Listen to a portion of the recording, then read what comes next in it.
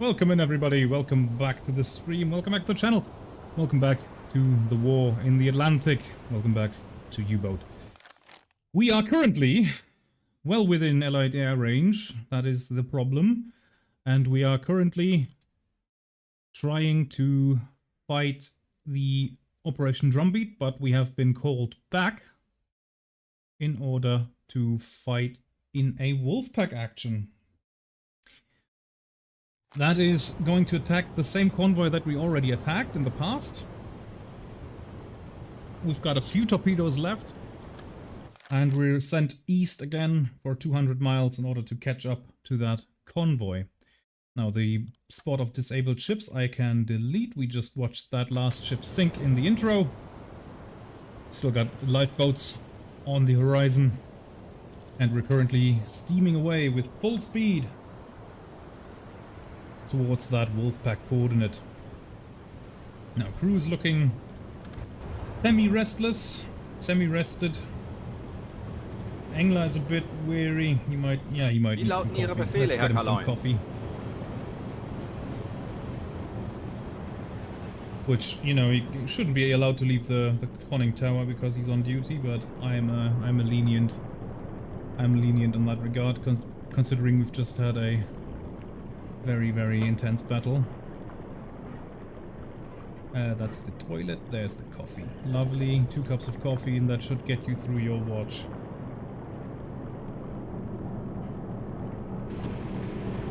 Missing workers on the conning tower, yes, I'm aware. I'm coming. Don't worry.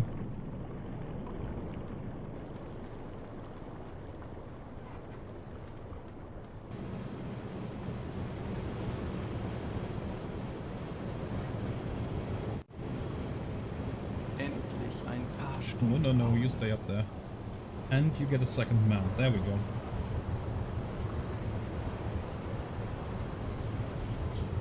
I wonder which U-boats will join the pack. Yeah, I'm quite curious myself. We'll definitely find out once we're there, that's for sure.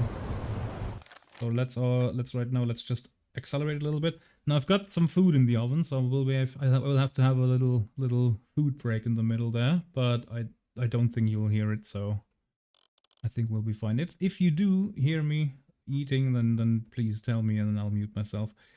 I don't want that to be heard on stream. I think it's very, very uncomfortable, and I think you guys would probably agree with that. Right, now the time compression is always being stopped whenever one of the contacts comes back into view, and now we've left the instance. There we go. Oh yeah. For sure, we're gonna spot the convoy because we're going right after it. Yeah.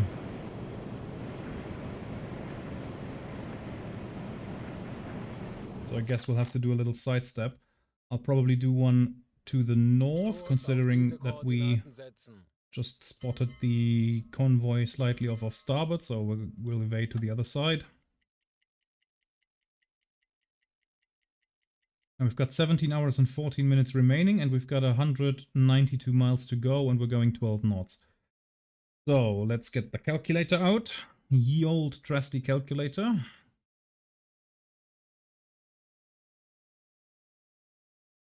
There it is. 192 miles divided by, let's do 12 knots, worst case scenario, 16 hours. That's a close call. But we'll make it. 17 knots. We're certainly going... Oh, because we ended the turn. Okay, let's do another calculation then. 192 miles divided by, let's do 16 knots. 12 hours. Yeah, that's a lot better. Okay. Good. All's well and good. And we will join the Wolfpack. Which, by the way, I think that's my first ever Wolfpack attack. I've never ever had one before. Which is kind of sad because we're already in 1942. Well, almost 1945, 43 at this point. And it's just never happened. Kurs auf diese Koordinaten setzen. Zeit für eine Auszeit.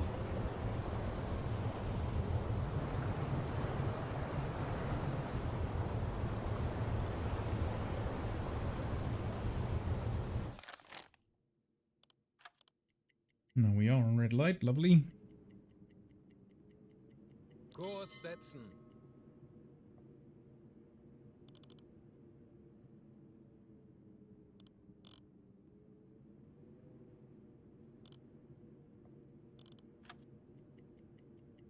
Kurs auf diese Koordinaten setzen. Convoy's on its way, 3 hours. Oh, I can fast forward to that. Yeah, but we're not gonna do that. We're gonna wait here in real time.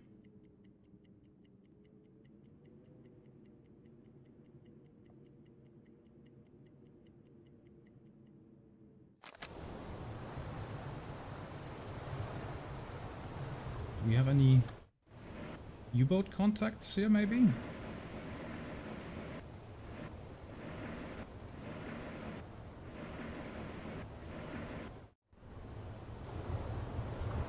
Right, in that case, dive, dive, dive. Auf Seerohrtiefe. Let's see if we can't hear them already.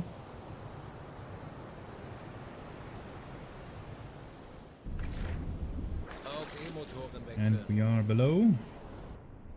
Now, hydrophone man, what's the word? 10 Grad. 10 degrees, we've got a submarine. Yeah, okay, that makes sense. Herr Kaloin? Type 7 Charlie. And ship propellers a dozen in 105 Ich erwarte Ihre degrees. Befehle.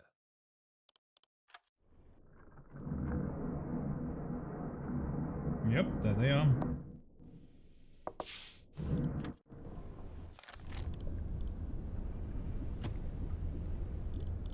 Right, Ja. that's Schraubengeräusch.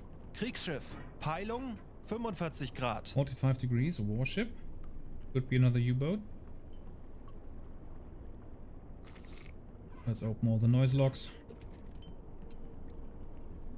And switch to... No, let's keep on red light because the guys need to see. So if the convoy arrives at 6, that would be brilliant. Then we would get some early Schraubengeräusch. dawn, I guess. Kriegsschiff. Peilung 75 Grad. How's your day been? Well, my day has been great. I've had visitors to my flat because my landlord wants to already showcase it because I'll have to move soon. They were very nice. Told them about the place and how great it was here. And that's what's and I've packed some moving boxes. That's what I've been doing all day. Yeah, the move is coming closer with large steps, and I cannot tell you how much I don't like to move. I hate moving. Because you always gotta pack everything, and then you realize how much stuff you have. I bought 10 boxes thinking that that might be enough, and I think I'll have to buy another 10. That was not nearly enough.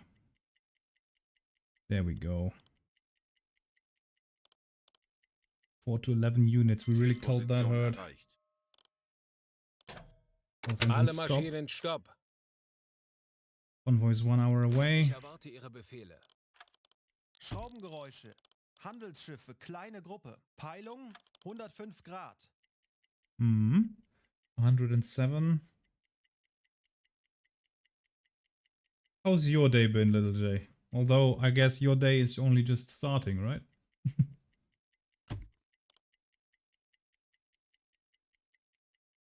No, it's a massive downgrade, but it's necessary. I have to move to the place where I'm actually going to university. That way I don't have to drive there every day. That's going to be good for money. And also the place that I'm currently living in is the place that I moved in together with my, well, at the time girlfriend, now ex. And so the place is kind of too big for me anyway. You know, it's nice to have a large flat, but you got to pay rent for it too. And so, yeah, I'm gonna move to a much smaller space, but much more appropriate for my household size. You know what I mean? And then that way, I get to save a lot of money every month, and that's actually a good thing.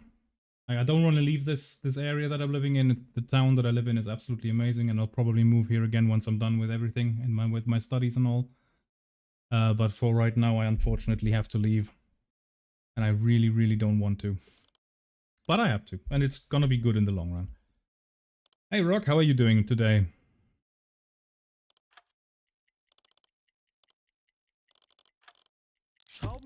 And there's a watch change. Peilung 345 Grad. Now the good hydrophone operator is on the device.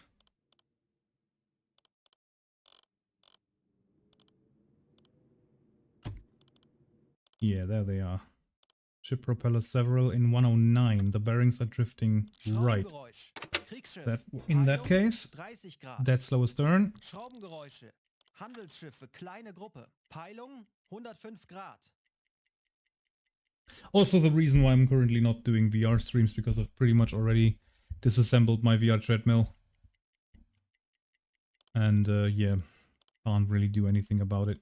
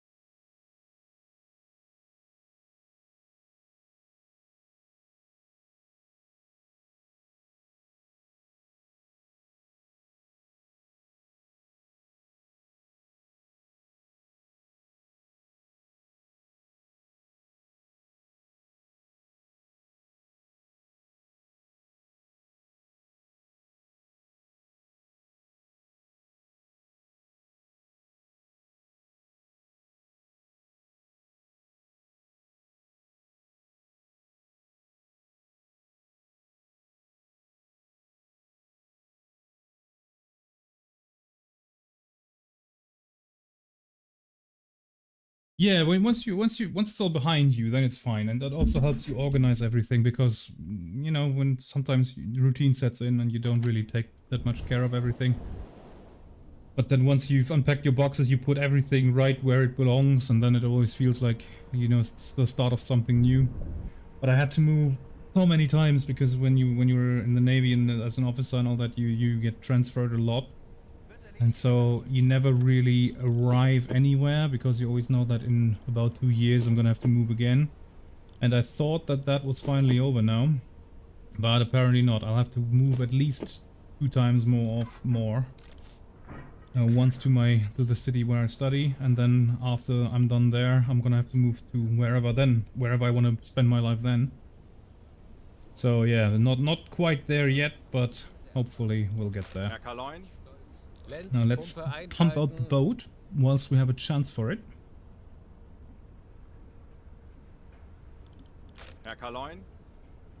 There we go, all compartments dry, lovely. Propellers detected 8 or more. Ich erwarte Ihre Befehle. 8 dozen contacts, 4 to 11 in 104. Schraubengeräusch, Kriegsschiff, Peilung 15 Grad. 10 to 16 miles, okay. Now they're already being separated into individual contacts on the map. Peilung 100 Grad. Schraubengeräusch, Kriegsschiff, Peilung 340 Grad.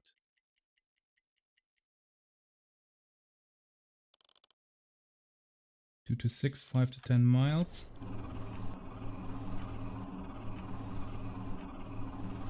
Oh, there's one. Oh, and I've installed some more mods. I forgot to tell you guys. One is that the torpedo loading takes a longer time, so that should now they are no longer able to pump in new torpedoes into the tubes within 2 minutes. And the other one is that resupplying in harbor also takes less time, because it takes 8 hours to get a torpedo in the hull, and that makes no sense at all. So the base game tells you it takes 8 hours to get the torpedo from the dock into the boat, but then to get the torpedo from underneath those floorboards into the tubes takes 2 minutes. That makes no sense. So now loading in the harbor goes a lot faster. I think it's 6 times faster, and torpedo loading itself in the boat takes a little longer, and that should make everything a little bit more realistic. We won't be able to just pump out torpedo after torpedo whilst we're in an engagement, and that should make our results a lot more realistic. I'm really looking forward to the Type 9 when we get to have a fresh start, and then I'll do a hyper-realism run, and I think that's gonna be very, very interesting for you guys. Not as often though, obviously, because the main focus of this channel is, after all, my weight loss journey and the VR treadmill gaming. But I think I do have some insight to offer into naval games as well, so I will do that every now and then.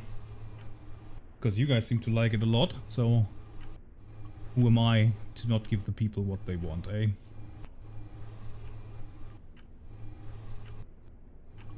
Right. That one seems to be steaming ahead, so that might be an escort.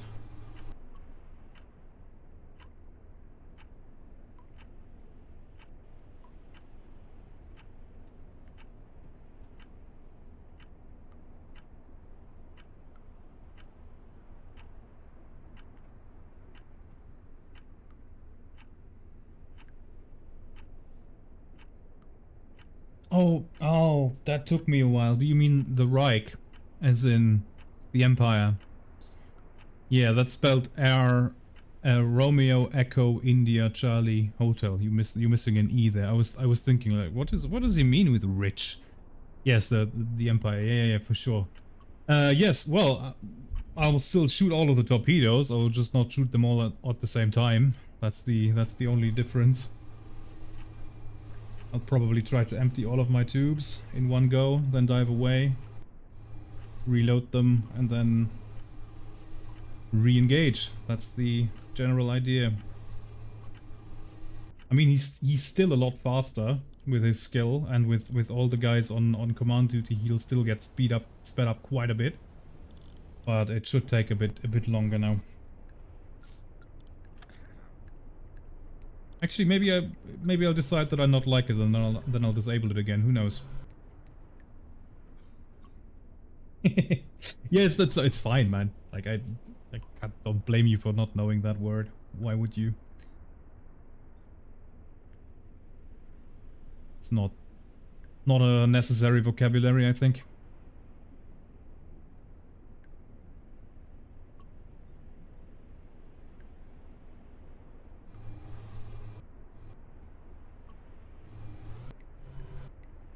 Right, I think we can stop those engines. Stop. They seem to be coming rather ahead of us now. Yeah, okay, look at that. 90 degrees, so that their starboard side is stern. Kurs setzen. But their smoke columns indicate that they're going very far to the left. So their bearings should be drifting forwards now.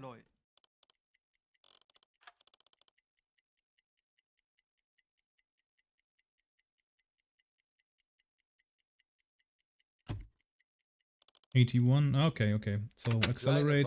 Voraus. Catch up to them a little bit.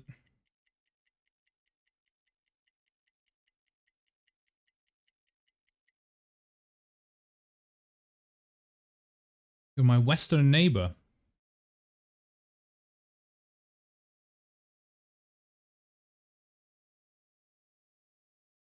Is your country famous for windmills and cheese, by any chance? And tulips. And the color orange.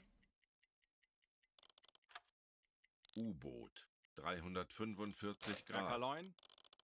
2 submarines, 17 Bravo, 17 Charlie. So we've got three U-boats on this Wolfpack. No comment, but right. Okay. I gotcha. Yeah, I should be in your country. I should be visiting your country in about 2 weeks, but unfortunately that didn't come to fruition this year. I usually go sailing there on a flat-bottomed sailing vessel. Because since I've got the license for it, I'll do a sailing trip every year. But this year it just didn't work out because of our work schedules. And yeah, so in exchange for going on a fun sailing trip, I now get to move flats. So that's exciting. And we completely messed up that intercept. What the fuck? Okay, that was... Ruder hart Backbord. Surface the boat. Anblasen. Aktuelle Tiefe 5 Meter. Why were the bearings drifting astern? Right. Alarm beenden. Zeit für eine Aufzeit.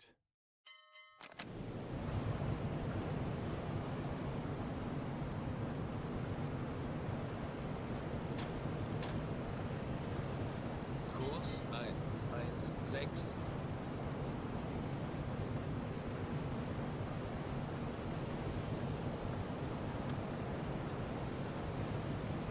No, there's probably gonna be flares going up into the sky very soon, because the other boats will obviously not wait for us, and not wait for us to correct our mistake. The attack should soon commence. Sink ships in a convoy, 3,000 tons. Okay, that should be easy. That's basically one ship.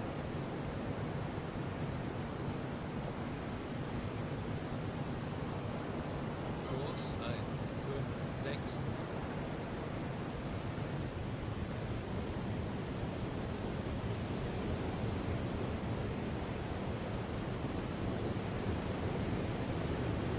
Oh, I still have to. I have to visit the Vesiko in Finland. And once I've seen that, because that she's essentially the prototype for the Type 2 boats. Once I've seen that, I will have seen every German submarine that's still in that you can still visit that is visible in Europe. And then the only thing that I'm missing is the Type 9, and for that I unfortunately have to go to Chicago, which I want to do at some point. It's just not gonna happen very soon. I'd love to see that. That too must have been a tight squeeze. Uboat 65 Grad. Oh, it's on the surface, is it? Wow. Konvoi in Sicht. Peilung. That looks good. That looks like an angle on bow 0. Dive, dive, dive. We should have replenished our compressed air whilst we were up. Actually, let's do that. Remain surfaced. Stop all engines. Stopp. Elektrokompressor einschalten. Dieselkompressor einschalten.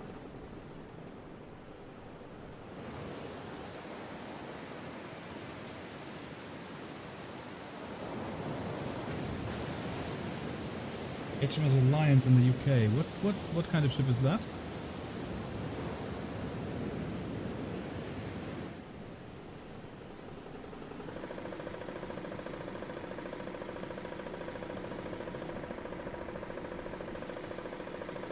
Oh, that's the other thing that I wanted to check.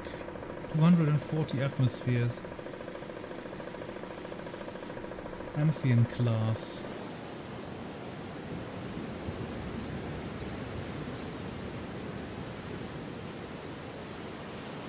Oh, it's a submarine as well. Okay, very cool.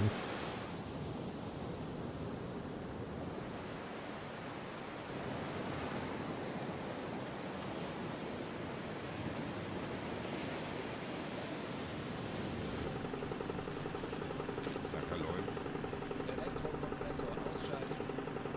Right. Dieselkompressor Compressed air is full. That was a close call there. Auf Dive, dive, dive. Seerohrtiefe.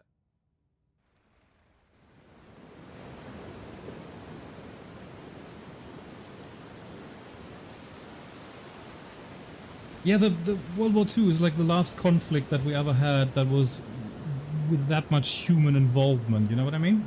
Like the soldiers still had to physically properly fight, and you know, the Enigma machine, it's like a mechanical device that encrypts everything, and nowadays everything's digital, you know, and the human element gets removed more and more. And that's obviously that's a good thing, but it is less interesting from a historical perspective, I suppose. Like if you look at the combat in sea power, for example, which is relatively modern, you've got ships that are so far away from each other that they can't see each other, just shooting missiles at each other in an attempt to overwhelm their defense grid. That is what modern naval combat is. As yeah, it becomes less... I don't know what to call it. Less personal, I suppose? Hauptgeräusch, Handelsschiff. Peilung 35 Grad. That's a C3, hello. Have they zagged? Why do I see her starboard side? Hauptgeräusch, Handelsschiff. Peilung 35 Grad. I think I overshot them a little bit, but that's not a problem. Both engines dead slow ahead Kleine and hard Fahrt to follow. voraus. Ruder, hart Steuerbord. Whoever has more boom wins. Yeah, kind of, yeah.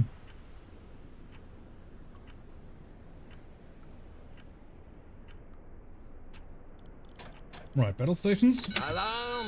Auf Gefechtsstation! Now maintain those torpedoes. That takes longer as well now.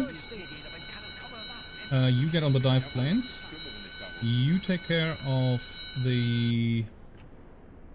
Well, you get on command, that's for sure. Ich benötige hier You get etwas on command, Unterstützung. and you get on the Alles TDC. klar, ich werde mich darum kümmern. And we've got no one on battle damage control, Ich unfortunately. benötige hier etwas Unterstützung. Ja, And Herr no one on the Kaloi, engines. Ich kümmere mich darum. But that's what it is.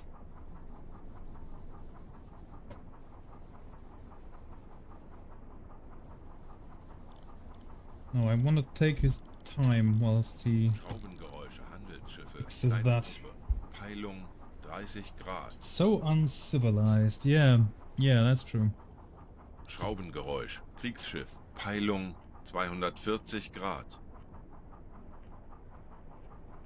Is the U-995 a Type 9? I think it is. Oh no, U-995 is the one in Kiel. That's a Type 7 Charlie-41. Yeah, I've been in that one. That's the Type 7 that's still around. Then in Bremerhaven there is a Type 21. But it's not in its original state because it was sunk in very shallow water to prevent the enemy from having it. And then it was raised and recommissioned by the Federal German Navy and used as a training boat for a few years. And so they changed out basically everything inside of it with newer technology. But the hull is obviously still the same, so you can have a look at... and the compartments are the same size and all that. So you can have a look at the Type 21 if you are ever in Bremerhaven in the ship museum there. And then there's a Type 9 in Chicago, and then there's the Vesico in Finland, and I think that's all the types. And all the surviving types at least. Like Type 23, none of those survived. None of the milk cows survived. Yeah, so Type 2, Type 7, Type 9 and Type 21 you can still visit if you're lucky enough to go to Finland, to Chicago, to Kiel in Schleswig-Holstein in Germany, and to Bremerhaven, which is in Bremen, also in Germany. So you'd have to do quite of a trip. But you can still visit a lot of submarines, which is cool.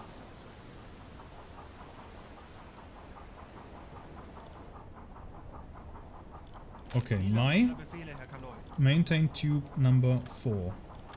Ja, Herr Kaloi, ich kümmere mich darum. Tube number... Ja, Herr Kaloi, 2. ich kümmere mich darum. Let's stop the time.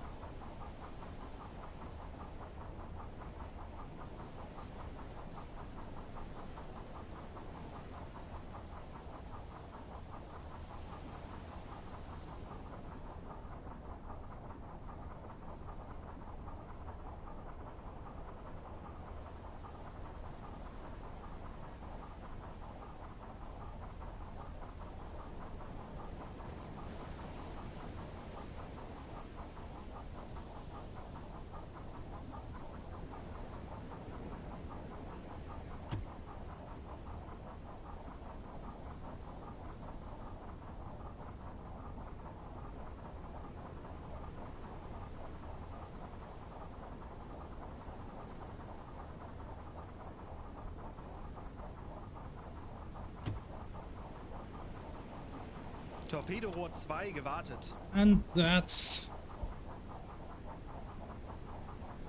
Schraubengeräusch. a bit over a minute, I'd say, eh? Peilung 295 Grad. Herr Kaloi, Herr Kapitän. wie lauten Ihre Befehle, Herr Kaloi? Why can you not maintain the other torpedoes? Is there a wounded man Warte here? Ihre Befehle.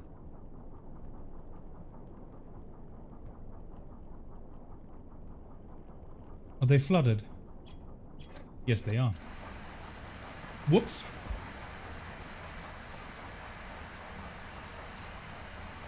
That's probably corroded a lot. Ja, Herr Kaloi, ich kümmere mich darum.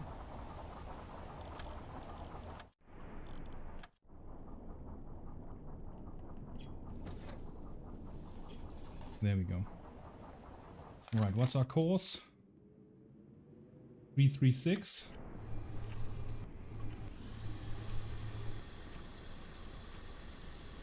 Yeah, new course 350. Kurs 3. Jawohl, ich kümmere mich darum.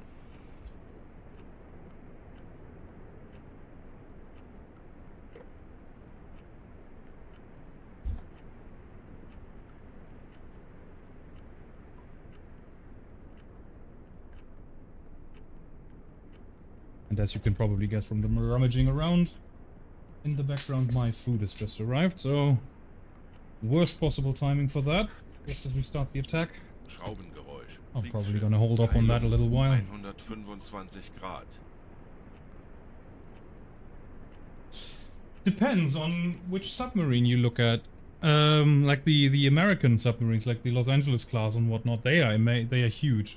But that's because they have a different doctrine. They want to carry intergalactic, yeah, intercontinental ballistic missiles on them. If you look at, for example, the Type 212, that's relatively small. It has 2 decks.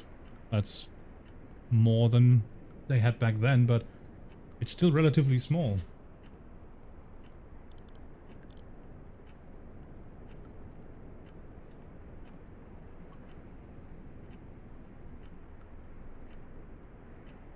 Because the German doctrine when it comes to submarines is still, we want to be as small and as quiet as possible. They are 56 meters long. That's shorter than a Type 9. Peilung 255 Grad.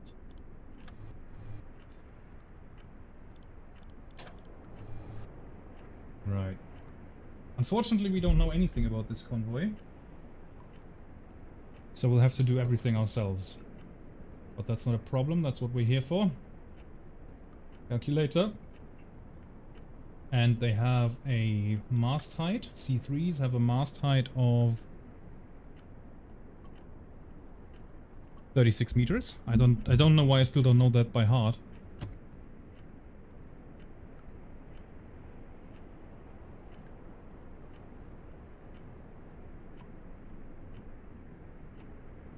There we go.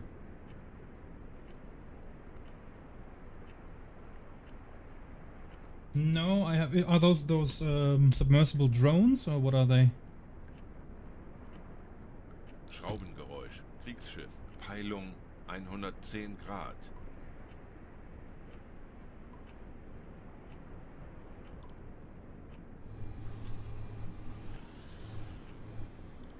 Right. Jawohl, ich kümmere mich darum. Time. And click. Does the microphone actually pick that up? I wonder.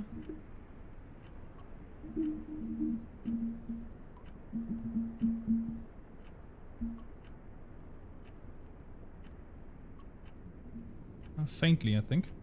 Sometimes it gets over the noise gate.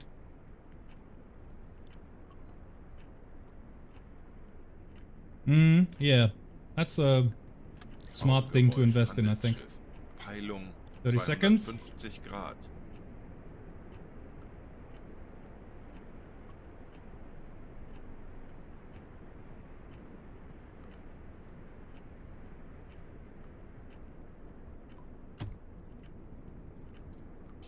Click.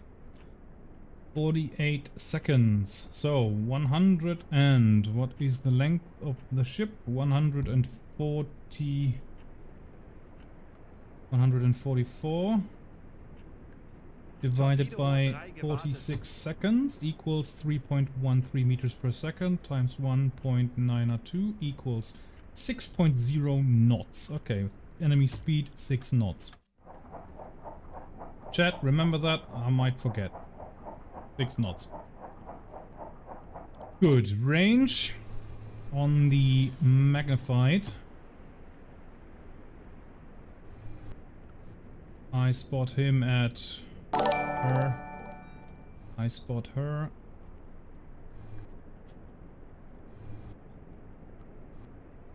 $70? Question mark? No, exclamation mark. 5, 6, 7, that's 18.9. That's rather far away.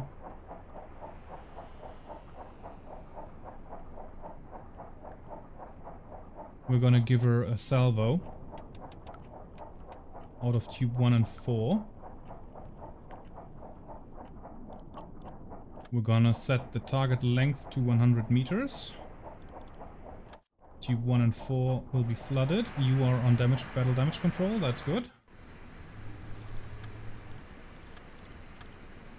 We're gonna set the torpedo depth down to 8 meters.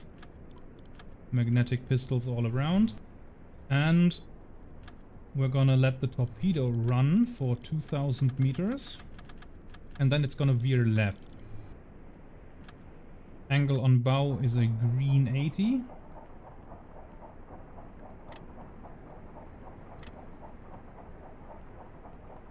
Deckung. Torpedo speed 44, enemy speed 6. Looks good. Tube 1 and 4. Los. Launch!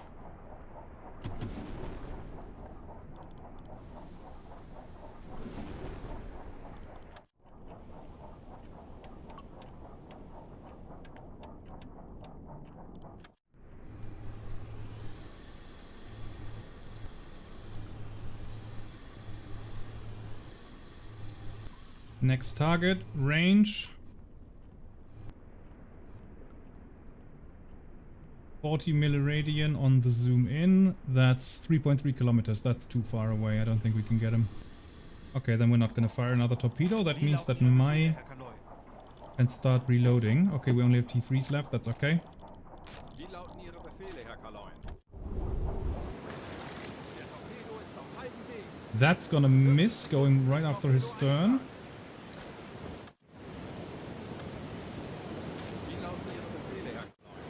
They're both gonna miss. Oh, that's not good.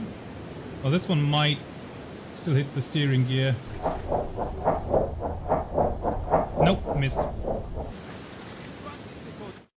Well, in that case, range estimate was way off. He's still saying 20 seconds. 10 Sekunden bis Einschlag. Zoom in, that's 100. 13.2.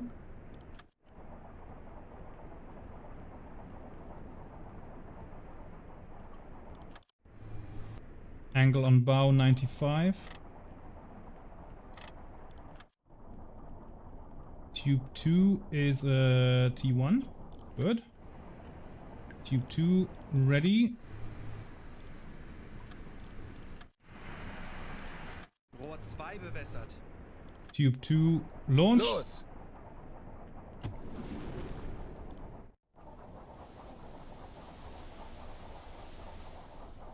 Yeah, so he takes a little longer now, but he's still absolutely crushing it, so that's okay.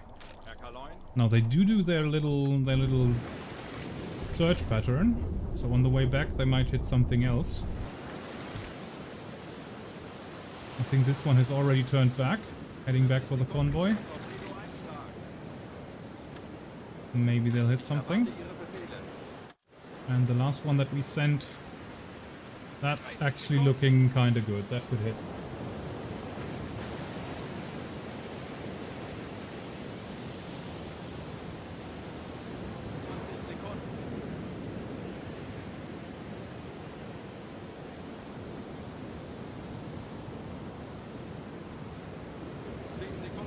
No, still missing.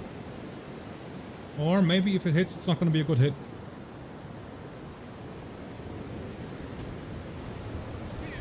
Went straight under her.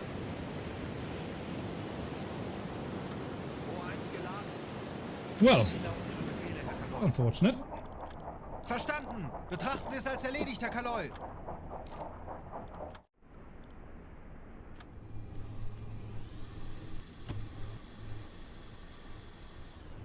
Right, there's our next target. Maybe we should increase speed a little bit. Langsame Fahrt voraus. Get closer to it. Speed value was okay, I think. Range estimates were a bit off.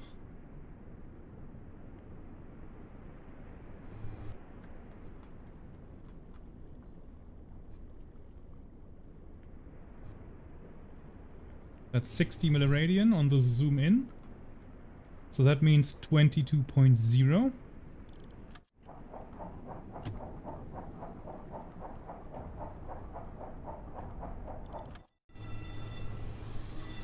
Oh, Jesus.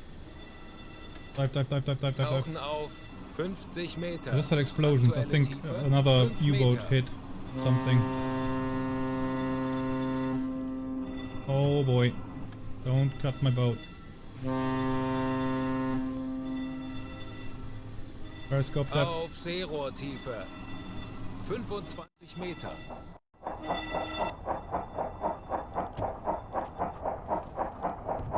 Standseerohr besetzen. Ja. 45 Meter. We went down quick. Jesus. I guess dive plane management really helps. 25 Meter. They do a search pattern, so they you set the torpedo to go on after a target, and then if it misses that target, it starts to go in like a little snaky line, up and down the convoy. So it turns to the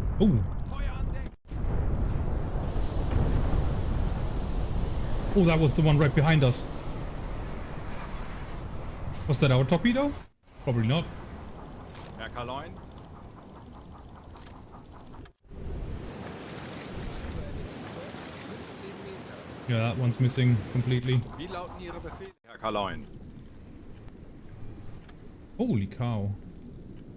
Yeah, didn't count as our sinking, so that Herr was not Kaloin, our Sie torpedo. sind auf Seerohrtiefe. Lucky that we weren't hit by that. Umblick eingesteuert.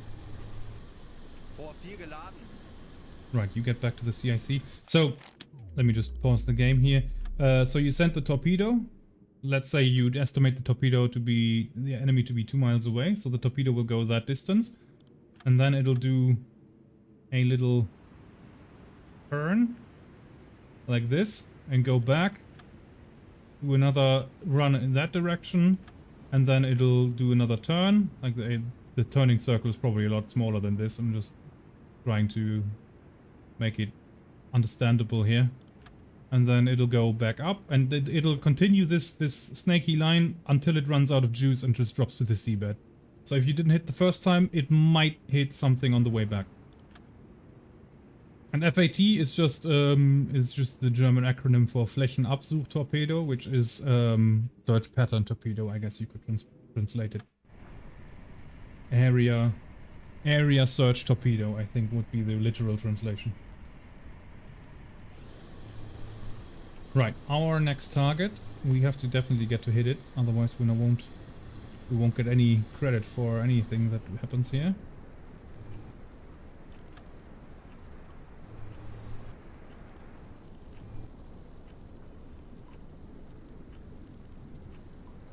What is that?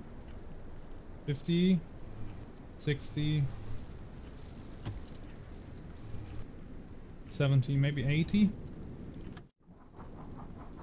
80 on the zoom in, 5, 6, 7, 8, 16.5. Die Besatzung evakuiert das Schiff. Yes, 16.5. 16.5, there we go. The Sam blade. Angle on bow is a green 75.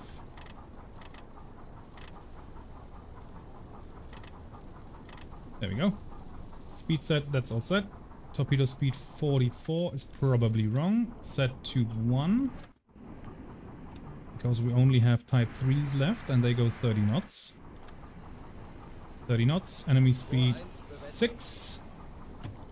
Is it an FAT? It is not. Okay, good. Angle on bow is now dead on 90.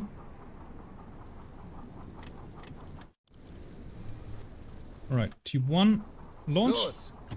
Schraubengeräusch, Handelsschiff. Peilung 250 Grad. Herr Kaloin?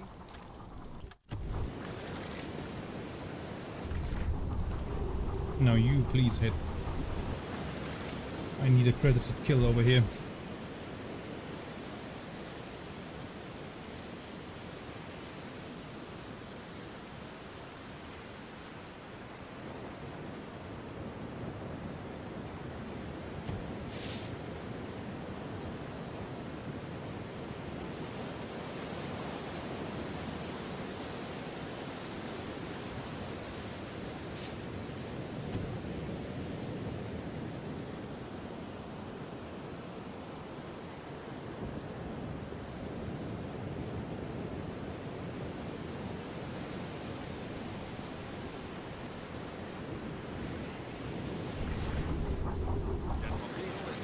That could hit, but that's not half the distance. What's wrong with my range estimates today?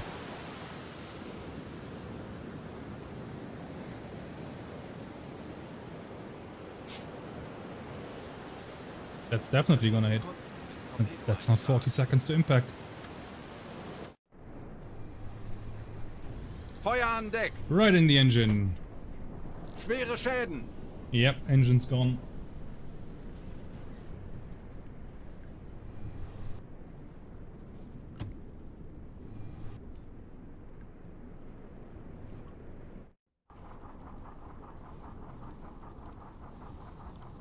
Tube 4 and Tube 3 are left. Can I send those Die in a... Besatzung evakuiert das Schiff. Can I send those in a salvo? I don't think I can. 3 and 4? 2 and 3? 1 and 3? 2 and 4? 1, 2, 3, 4. 1, 2, 4. 1 and 2. 1 and 4. 2 and 3. 1 and 3. 2 and 4. But not 3 and 4. Not possible.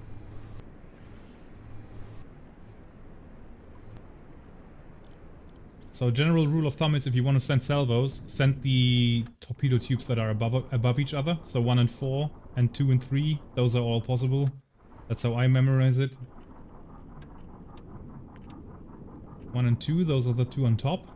So that's possible as well. 1 and 4, those are the ones on the starboard side. 2 and 3, those are the ones on the port side. 1 and 3, that's top starboard and bottom port side. And 2 and 4, that's top port side and bottom starboard side. But you can't send the two bottoms. For some reason. I don't know why. High Command thought that we don't need that setting. Yeah, she's probably gonna go down, eh? Do we have any other? The Snelland, but that's Norwegian, also behind us. The Urania, also behind us. That one's Empire Dabchick. Dabchick, okay. He's going down. Yeah, no escorts. I think they dropped all of their depth charges and went back to port and left the convoy completely undefended. There's the C3 that got away. But if there's no escorts, we can just full speed it and catch up to her. E-Motoren besetzen. Schneller, schneller. 90 Grad. Steuerbord. Betrachten Sie es als And then we erledigt, could sink Herr the other Kaloin. with the deck gun. Gonna be completely honest. That's probably a good plan. We never get to use the deck gun anymore. What was that? Someone else hit her? I guess so. Die Besatzung Or she evakuiert loaded das Schiff. ammunition and that just blew up.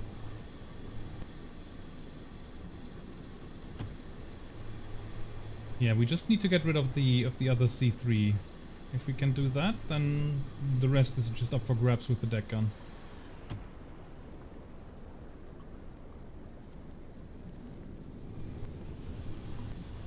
Oh, I hear gunfire.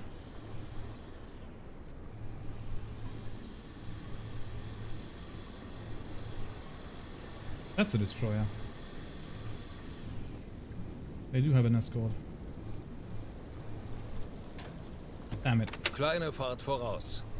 There goes that plan. Maybe they've already heard us.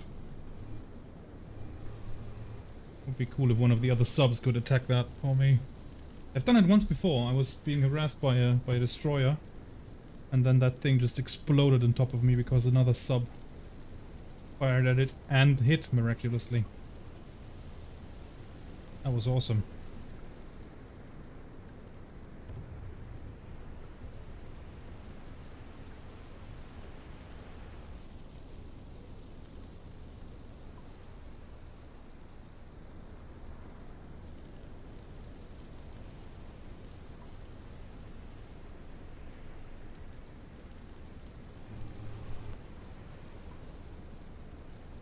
Ahoy, Wolvaloo! Welcome to the stream.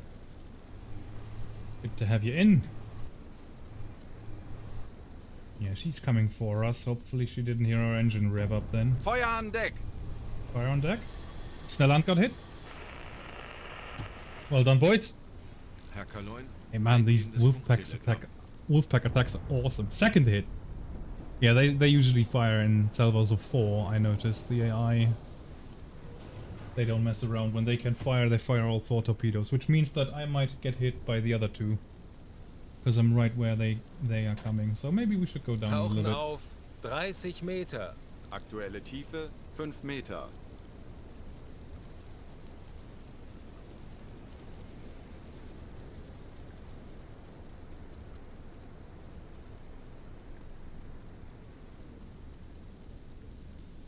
I was kind of expecting to immediately see a torpedo right here. Whew. Yeah, don't get sunk by friendly fire. That's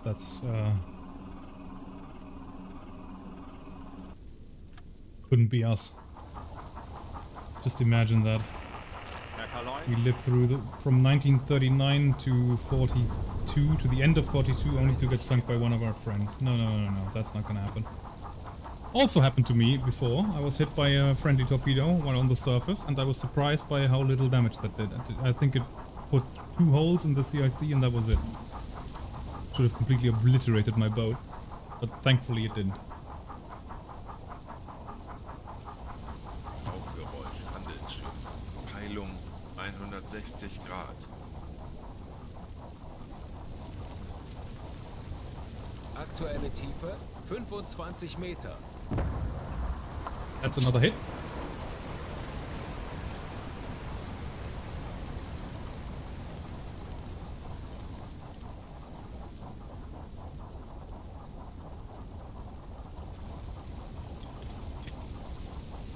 Meter. Meters. Wasserbomben in beträchtlicher Entfernung. Well, lucky for you. Right, switch to blue Auf light, Blaulicht please. schalten. Oh, there's so many explosions going up there.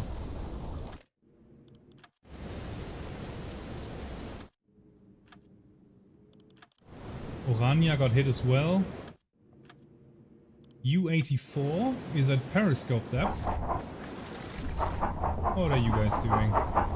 Your bow is to the left, so you're facing this way. Oh yeah, she's having a dance with the destroyer.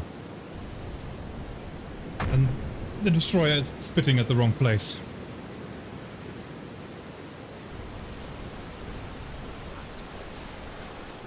Now, Uboat cracks. What kind of destroyer is that? I think I know. Let's hear it in chat. We've got 4 stacks. We've got 1 stack higher than the others. Very tall mast. Very prominent searchlight position. No, why? If there is a ship under Swedish flag in a defended convoy going towards Britain to supply them with war essential materials, then it is a valuable and legitimate target. In accordance with the rules of law. Rules of war. With the rules of law. Jesus Christ.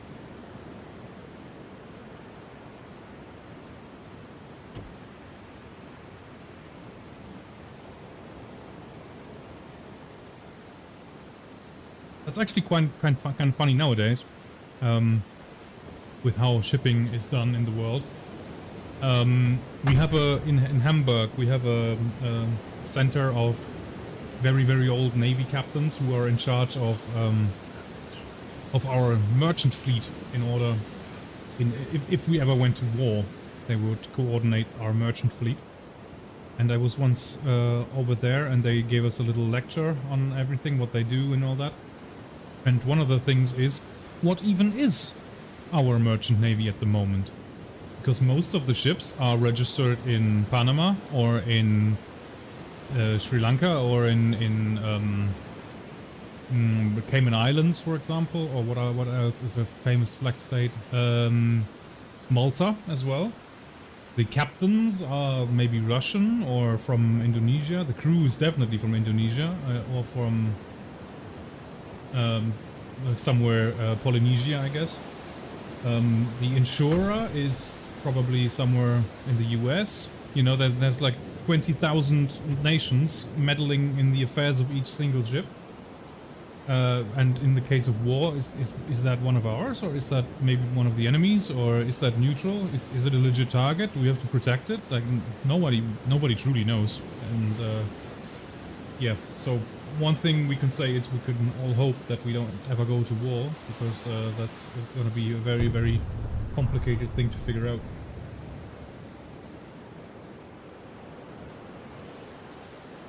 Oh yeah, that was a valid tactic by many nations. They, for example, the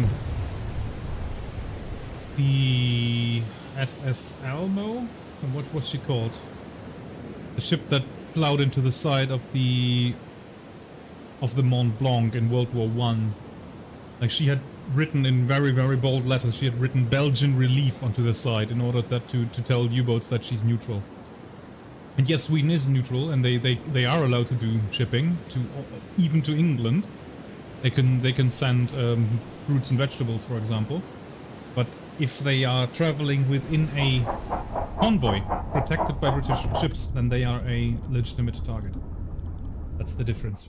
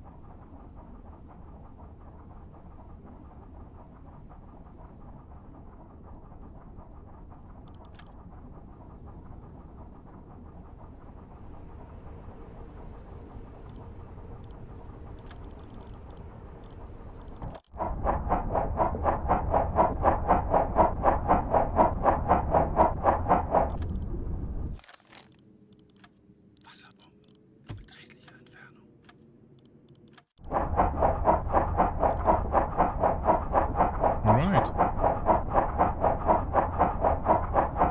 U662. Also in the area. Also not sunk yet. And H4. Now we'll do another history check.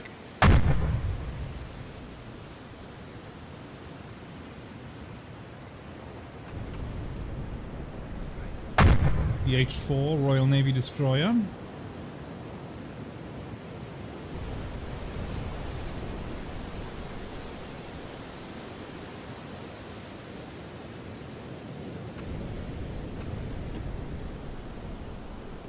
Oh, she's not called H4, she's called I-14.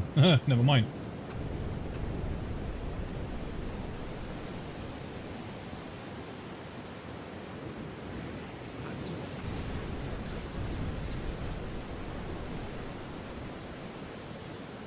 Or is it L14? I can never really tell.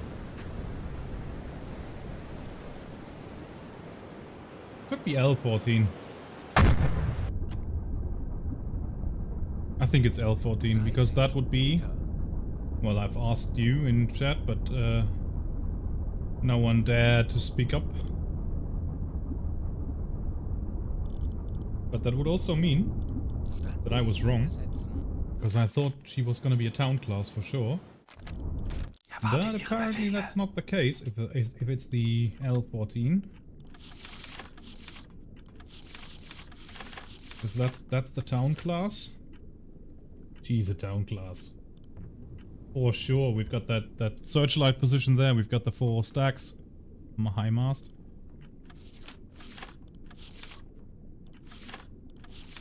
Yeah. Definitely not the hunt class. Okay, so the real life L14 is the Royal Navy destroyer HMS Beaufort.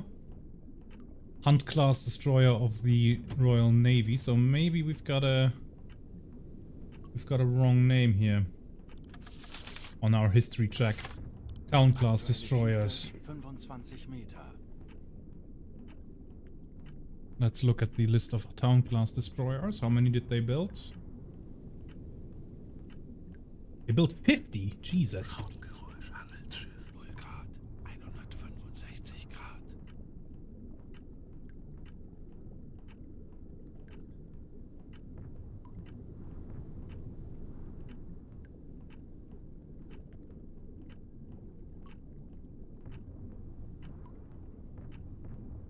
We have a hull number 14 anywhere?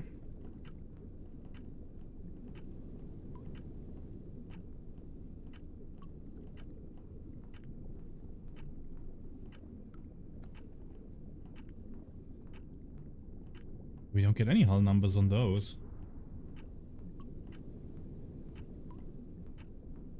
I think the names are wrong. Town class destroyers should not be numbered. They did have actual names, and I don't see any hull numbers on mention of hull numbers. Which obviously they should have had hull numbers. Every ship has a hull number. But yeah, 50 ships to choose from. None of them are L15. L14.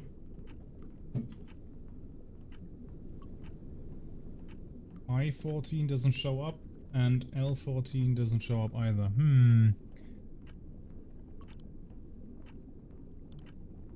We might have run into a little mistake here. Which is seldom. Last time we had a very, very accurate run-in with the destroyer. Yeah, we've got U-84 with us and U-662. U-662 is sinking and abandoned. How do they always manage it? There's one destroyer over here and they manage to get destroyed by it. U-84 is still going strong. Let's tell U-84 to kind of skedaddle.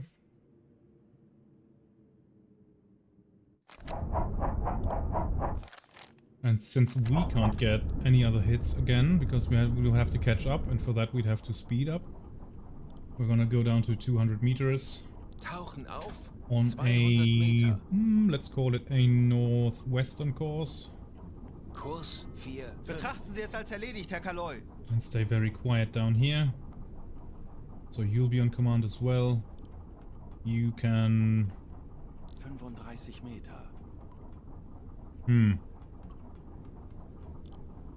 You can command the helmsman station if you wanna, but don't really need you at the moment. Ich könnte etwas Hilfe gebrauchen. Alles klar. Ich werde mich darum kümmern. Which is something that, 50 for example, my nautical officer, he really didn't like it when we took the helm ourselves. He said that that's what enlisted men are for. If you show them that you can do this better than they can, and they'll wonder what even their purpose is on this ship. So that was something that even like if you got a new guy in and he had to learn how to take the helm, we were not allowed to show him how it's done. We would always have to have the enlisted men show him how it's done. Kind of separate the officers from the enlisted men there. It's funny on the new Corvettes that we have. The officer of the watch has a little joystick on his seat, with which he can override whatever the helmsman does. And I've heard like murmurs from the corvette men where they think like, yeah, well, why the fuck am I even manning the helmsman? 80 Why am I Meter. even manning the rudder anyway? The officer of the watch can do whatever the hell he wants with it anyway. Why am I even there in the first place?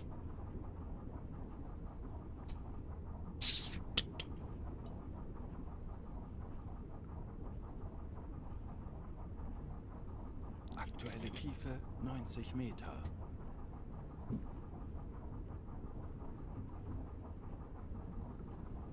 Sank 18,609 Retto register tons and took part in 11 wolf packs and 4 patrols. But it seems no more here. Okay, 100 Meter.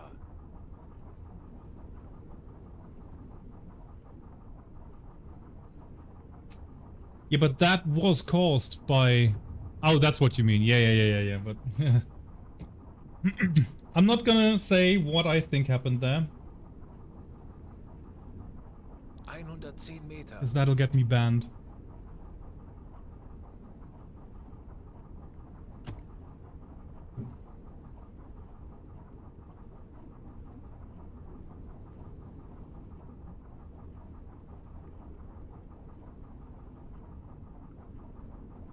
Aktuelle Tiefe. Yeah, we were very 115 surprised Meter. when that happened. We looked at the reports and how they were like there was no more crew on deck and all that.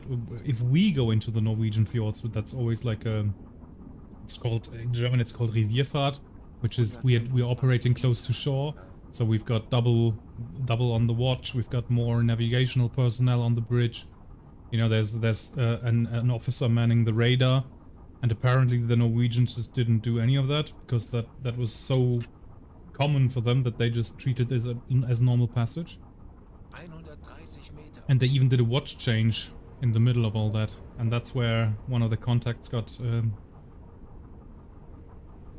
it got reported in, or the new watch officer got it reported as a stationary object, like a jack-up barge or something like that, but it was actually a ship leaving the fjord, and that's what they actually collided with in the end. Aktuelle Tiefe 135 Meter. Very interesting case, that. Very interesting. There could be a lot of finger pointing done there, but apparently that's not. Oh no, actually she was charged with it, wasn't she? And actually I don't know how that went in the end. 140 Meter.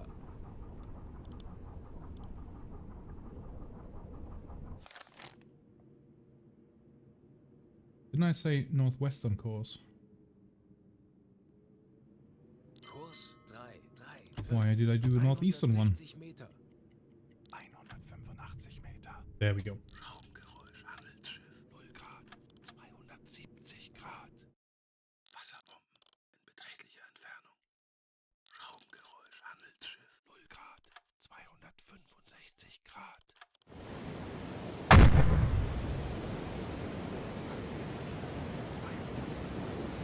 That's I-14, right? That's in India and not a Lima.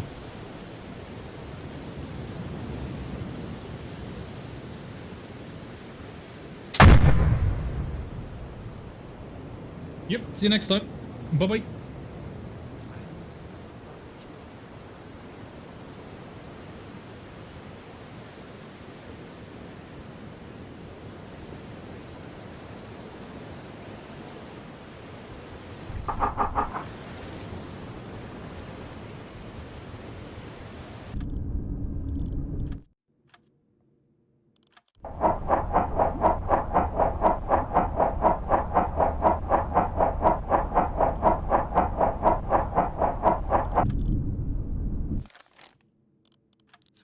Meter. Raumgeräusch, Handelsschiff, 0 Grad, 270 Grad. Wie lauten Ihre Befehle, Herr Kaloy? Raumgeräusch, Handelsschiff, 0 Grad, 265 Grad.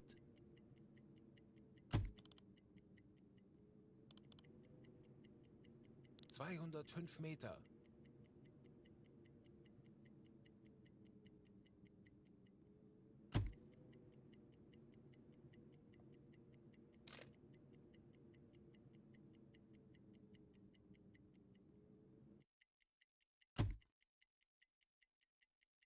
Aktuelle Tiefe 200 Meter. Schraubengeräusch, Kriegsschiff, 0 Grad, 200 Grad.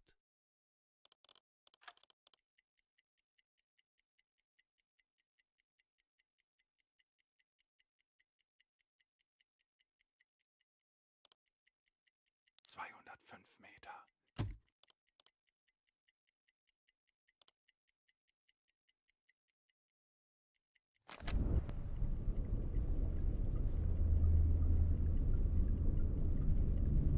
I mean, this seems to be going well. The destroyer hasn't picked us up once. He's been busy with other boats. 195 Meter. And we're just getting away.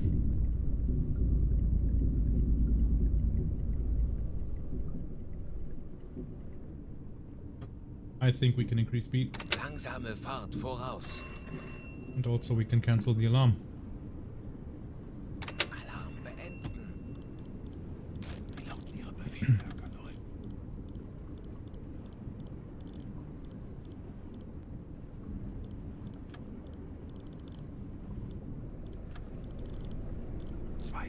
You get a man, you get a man. Ich könnte etwas You get Hilfe two men. gebrauchen. Bestätige. And then we're gonna remain submerged for a little while longer.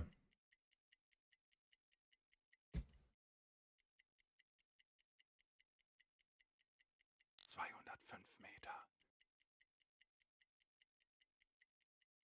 Schraubengeräusche, Handelsschiffe, kleine Gruppe, Peilung 300 Grad.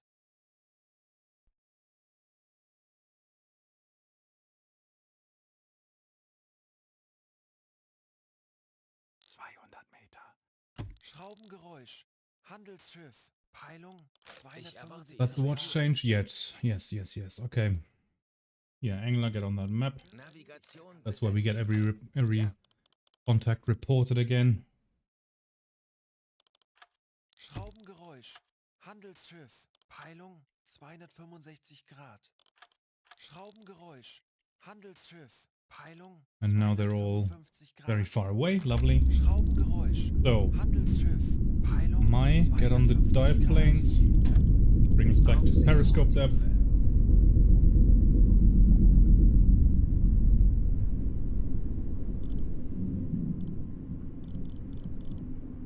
Aktuelle Tiefe 195 Meter. 175 Meter. 120 Meter. Oh, actually, this is the perfect time to test something that I wanted to do. Bring us down to 250. Aktuelle Tiefe 90 Meter. Actually, let's pump out the boat Herr first. Kapitän, Because we should have, yeah, 1000 liters of water in the boat. 70 Meter. 45 Meter. And then bring us down to 250, which should be beyond crush Tauchen depth. auf 250 Let's give it a Meter. save.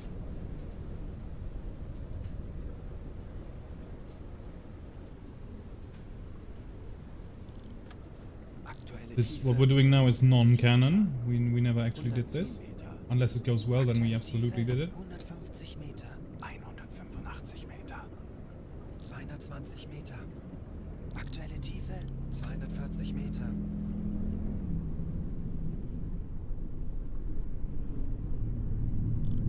Ja, Right, what's the depth?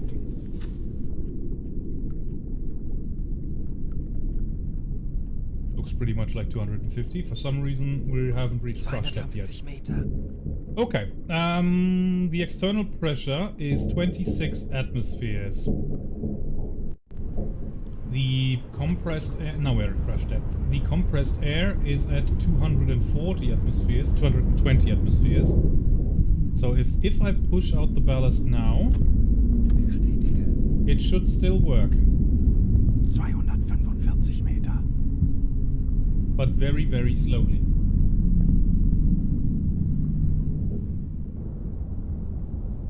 $99. 98. Yeah, okay.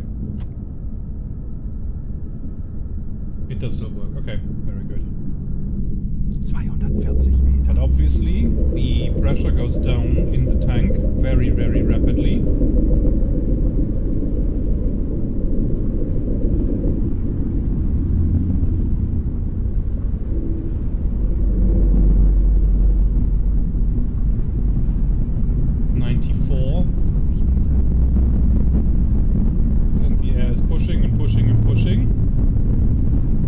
pressure is getting less and less. Meter.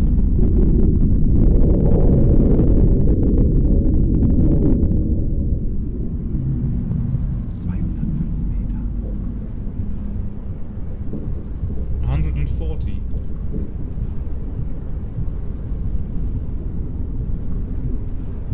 And it's not getting less. And we're stuck at 91. 185 Meter. Or do they only... okay. Do they only put out a certain amount of compressed air into the ballast tanks whenever I do this? 165 Meter. So now we fill them up again. Immediately full. Lovely. Are we going down again?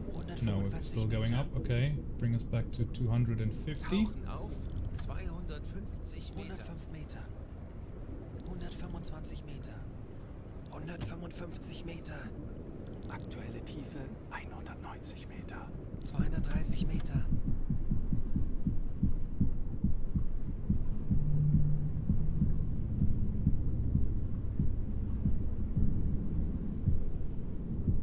They're a very small... It's a very small dev team.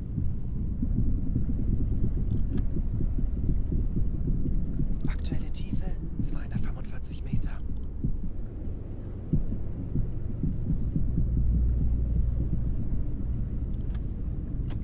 Right, crush depth. And then we have this blow all ballast tanks emergency.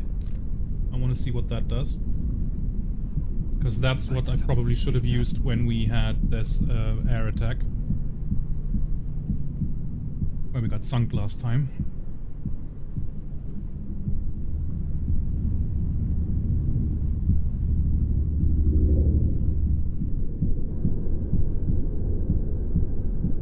Now, compressed air is still Aktuelle going Tiefe 245 Meter. into the tanks, 99%. We're only on half pressure now, so the air is really struggling to push out any water at this depth. 235 Meter.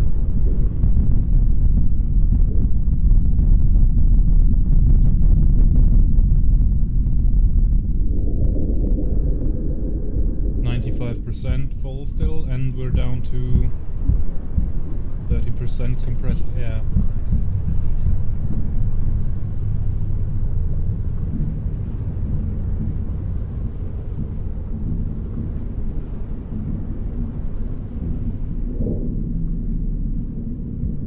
But we already have positive buoyancy, 95 Meter. so we are going up and we will reach the surface.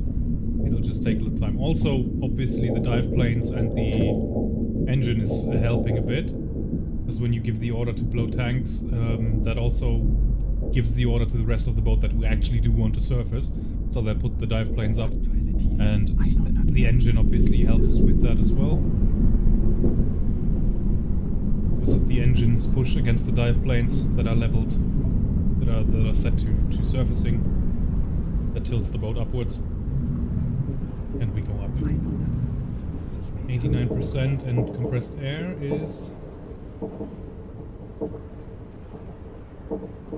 still going out at 52 atmospheres now. External pressure on the tank is 15 atmospheres. Yeah, so at some point when we blow and blow and blow, the air in the tank is going to be the same pressure as the water pressure acting upon the tank, and at that point, whatever we do, we will not get water out of the tank. Aktuelle Tiefe 110 Meter. And if you don't have the engine then, and you have a negative buoyancy, then you will die. There's nothing you can do at this point. 40 atmospheres, 90 Meter. and the thing's still 78% full. 36 atmospheres. 9 atmospheres are external pressure. Yeah, we're already going up, so that's a good thing. But I mean, when you're completely charged with 240 atmospheres, so even if you're down at crush depth, if you blow ballast tanks, you still get the water out. That's the good thing here. 50 Meter. but the pressure is really low now. 28 atmospheres and tank's still half full and we're at 40 meters. And the compressed air just doesn't have the strength anymore, really, to push this out quickly. Now here we are. Now it's emptying. Oh, and it even got empty before we reached the surface. Look at that. We've got 10% of air remaining. Compressed air. So, turn on the electric compressor. That was a fun little experiment. Engler, turn on the normal lights, please.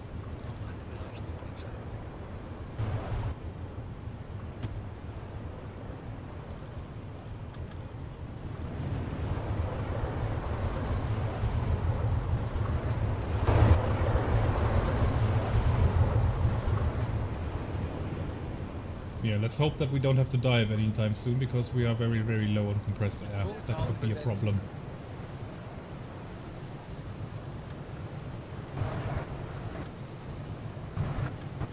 Let's send those messages. Thank you. And we're back on our standard duty roster. Air quality is 39%. Battery capacity is actually looking very, very good. And yeah, compressed air. Oh, 45%. Yeah, okay, so that's also very realistic. The lower pressure is easier to maintain or to gain again.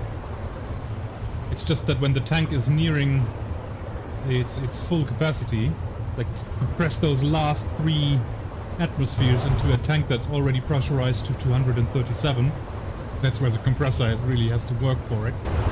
The first percentages go rather quickly, and then it slows down the fuller the tank gets. That's very nice. Nice level of detail there, devs. Very well done. Very well done. Now I'm gonna have another slice, and I'll leave you with this beautiful boat view.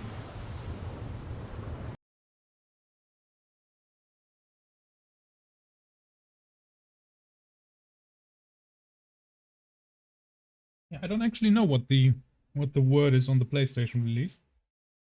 I'm guessing they want to be really far down the development line before they do that. Maybe they'll do it after the Top 9 DLC.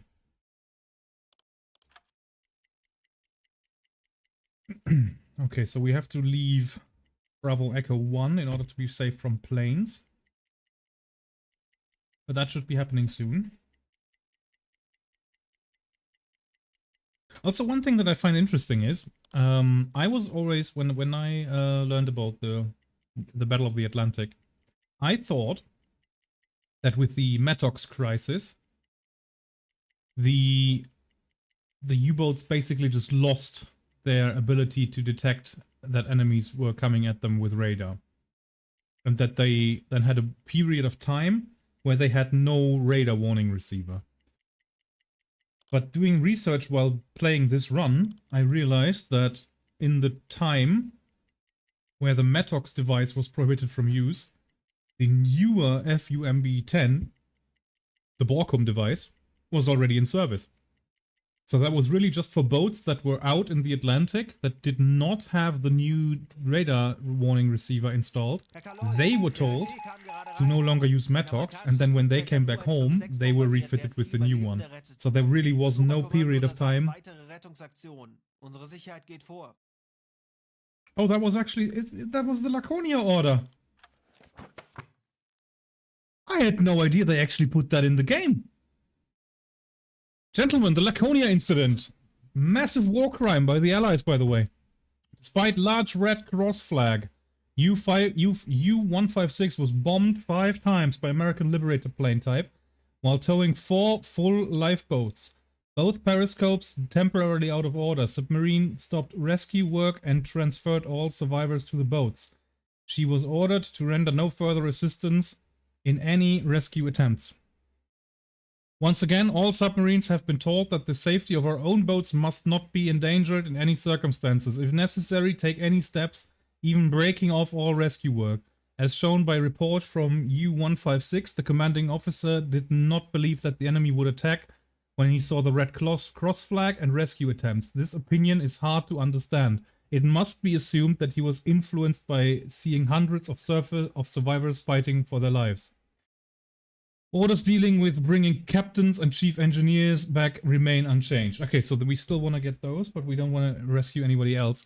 This order by Karl Dönitz was one that the Allies tried to use during the Nuremberg trials to prove that the Germans were actively killing and shooting survivors. They kind of wanted to spin the story that Dönitz actually was ordering his commanding officers to actively hunt survivors, and they used the Laconia Order as an example for it. As you can read, that is not what the Laconia Order entails.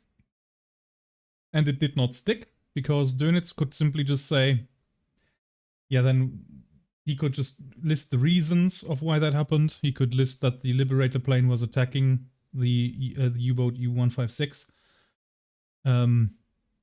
Even though it had red cross flags set and all that, and they still got attacked by it, so that he had a reason to give that order, and then they never charged Dönitz with that in the end. Dönitz was, I think he was sentenced to 10 years in jail after prison for his whole involvement with the Nazi regime, which is an impressively low sentence, considering what the Third Reich has done. But Dönitz got away very, rather unscathed. Was not an unflawed man, definitely not. Those 10 years, I'm sure, were well deserved. But if you think about what happened to all the other leaders of that regime, most of them were hung or shot. 10 years in jail is rather low. There was one more incident that they tried to use for that, and that was one commanding officer of a submarine firing with his anti-air gun and his deck gun onto debris from a freighter in order to sink that debris in order to remain concealed, because if planes going over saw the debris, they would know that something happened there, and they would know that there is a submarine in the area. So he tried to sink the debris in order to remain concealment. Only issue is that there were survivors clinging to those debris, and they tried to use that as him just following orders, but obviously that is not what happened. The commanding officer decided that by himself, and I think he was either court-martialed for it or he didn't survive the war in the first place. I can't remember at the moment. But yeah, Laconia incident, massive thing. Very interesting subject. And so from now on we are prohibited from rescuing survivors, except for chief engineers and captains, because we want those as prisoners of war.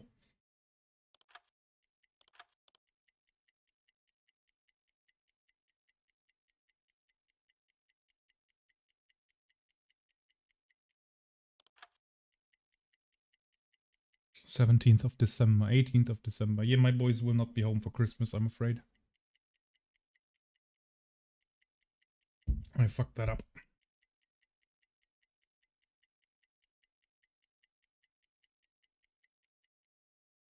How does the game end? Well, I'm not going to spoil it, am I? We'll get there.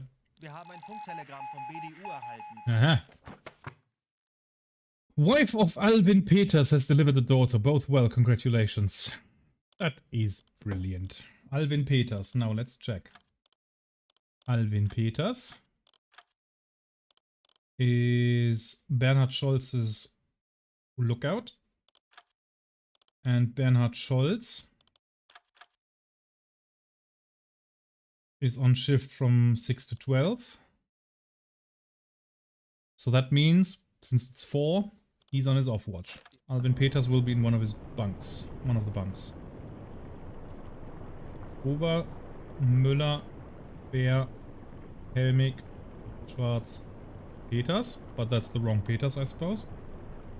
Because we do have 2. We've got the Peters brothers. They're both in the same watch. Oh, so I guess Alvin Peters is a petty officer then, if he's here. Es gibt Glückwünsche von der Flottille für Sie.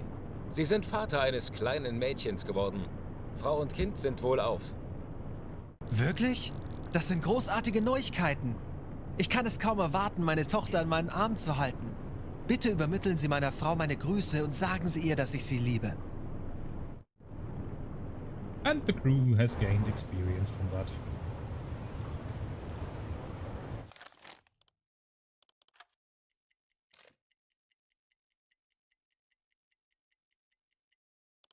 Right, here we are in the milk cow Kapitän. area. Funkraum besetzen. Just man the radio room and ask for a resupply.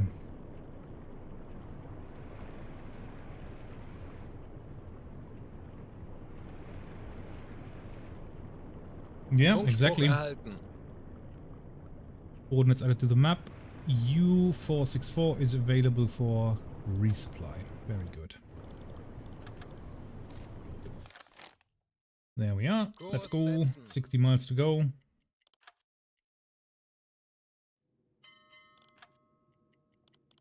Mastspitze. Kleine Gruppe. Peilung 0 Grad.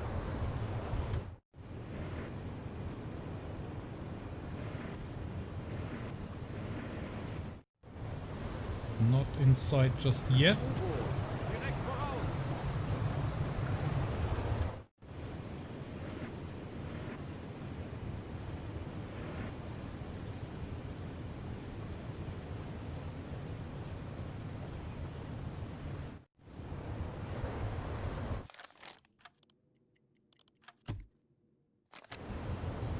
There she is.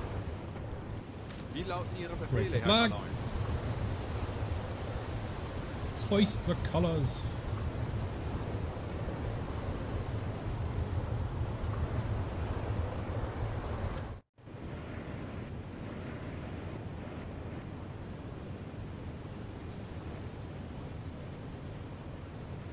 There it is, yeah. U464.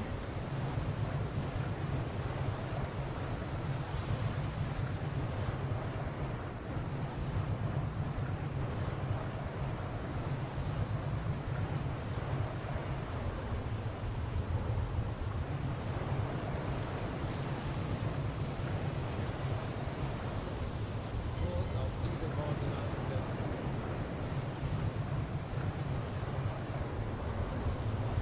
Both engines. Dead slow ahead. Kleine Fahrt, voraus.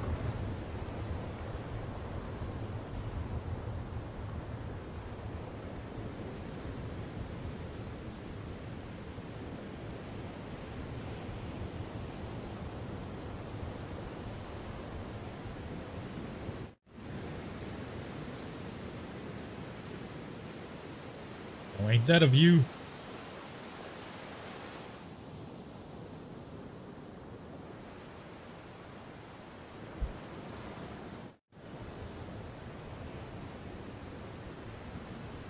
And both engines stop. Alle Maschinen stopp.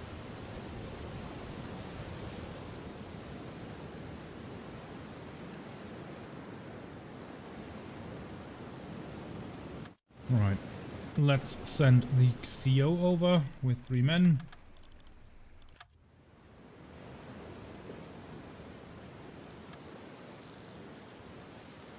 Right, let's see their cargo. I would like some fruit.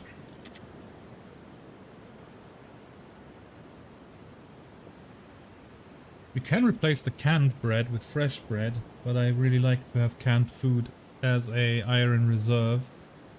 So I guess we don't really get any more food. We are very well equipped in that regard. I need fuel, that's for sure, and torpedoes.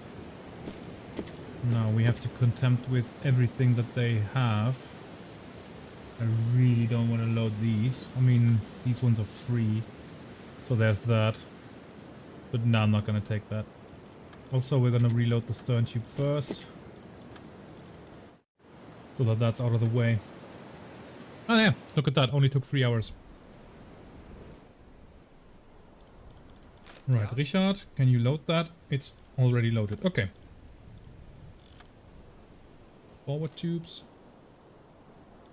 Put the T1 in tube 2.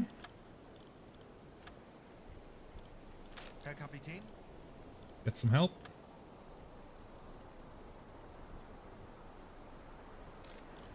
Wie lauten Ihre Befehle, Herr Kaloi? Ich benötige hier etwas Unterstützung.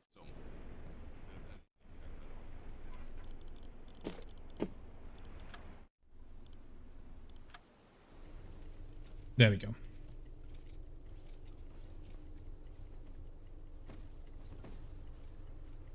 Yeah, look at how long that takes now. Now that there's no one, or that we're not on battle stations and we don't have the leading officers coordinate everything.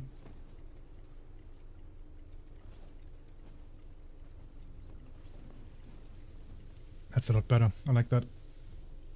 Rohr 2 geladen. Thank you.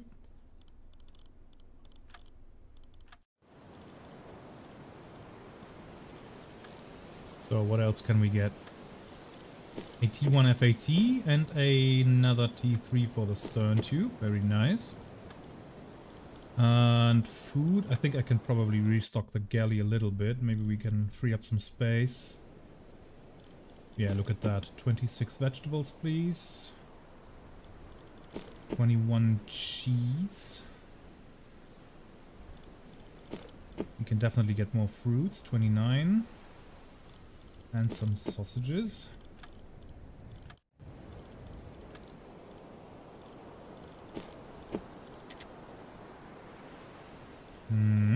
Looking good.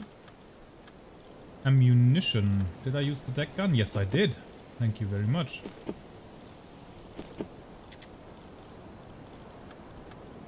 And anti-air gun, we are good on that front. Okay. Did I use the pill thrower? Ja. I did, twice.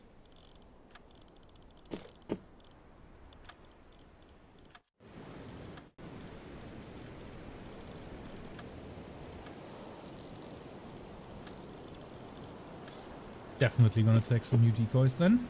They are expensive, man. Jesus Christ. 6 hours. Right, Richard. Wie lauten Ihre Befehle, Herr Kaloi? T1 fat, T1, T3. Okay. Oh, I guess I have to take them. They don't have anything else for me.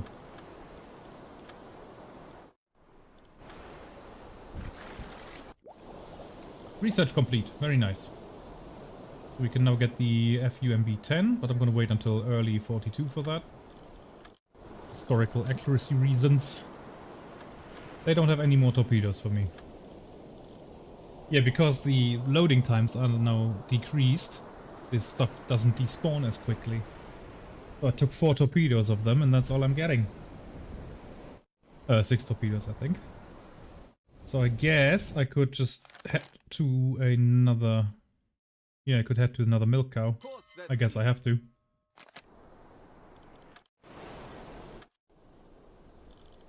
Zeit für eine Auszeit. Because we're not getting anything over here. Both engines ahead slow. Voraus. Bye, thank you.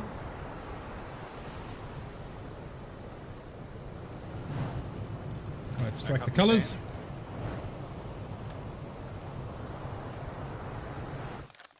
And off we go.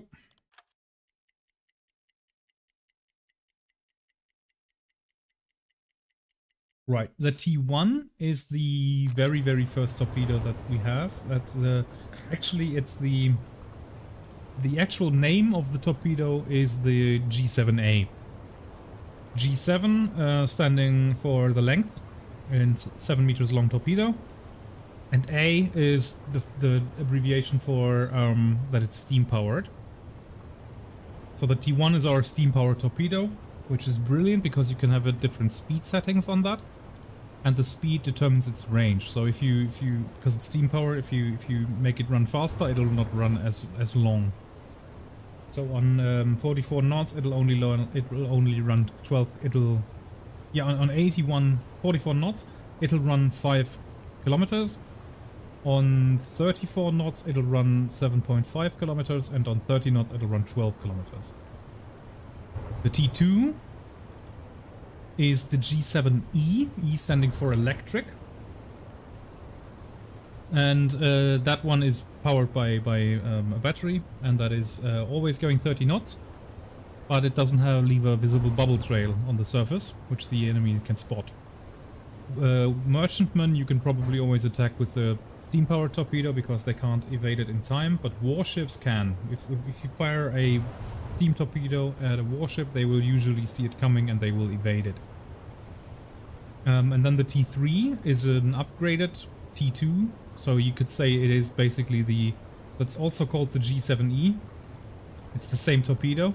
It's just basically it's the Mark II of the G7E. And then you've also got the pistol in that. So that's the PI-1 Plus. So that's the first pistol of the mechanism that makes the torpedo detonate. The pistol, the first one that we had, but plus, so the issues with it were fixed. Some of my torpedoes have the pistol 2, and then some of my torpedoes have the pistol 3. So you always have to separate between the torpedo itself and the mechanism that makes the warhead explode. So those are the two things that you have to watch out for. So T3 is probably the best torpedo that I have at the moment. You can also get the T1 and the T3 with the FAT mode. But we got very unlucky here that we've got the G7A and the G7E T2 torpedoes with the improved standard pistol.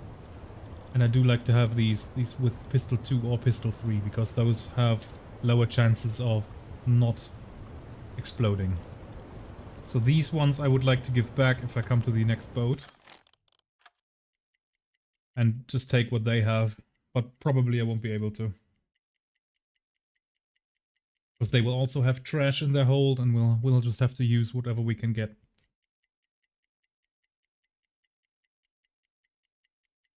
27th of December. Well, Merry Christmas everybody. Hope you're having a fantastic second Christmas holiday. Ja. And we're out at sea Funkraum in the besetzt. cold North Atlantic. Request a resupply.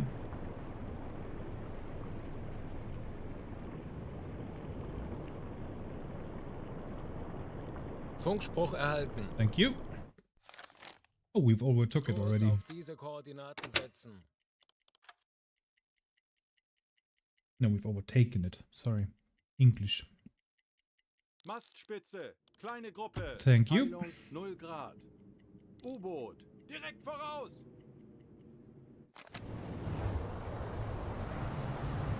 It's crazy. It's 8 PM and it's still light outside because as a German you never realize it, but how much further south Canada and the US is. Like my brother went to Ontario when we were still at school and we were flabbergasted to find out that the town that he went to is on the same level as Munich in Germany, because we always thought that Canada, being the cold country that it is so far up north, but it really isn't. And that obviously means that the US is really far south for us.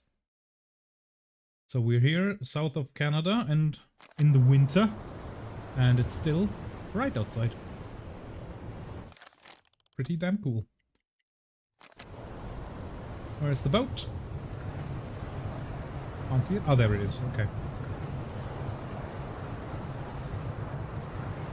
Kurs auf diese Koordinaten setzen. Hoist the colors! Make our presence known.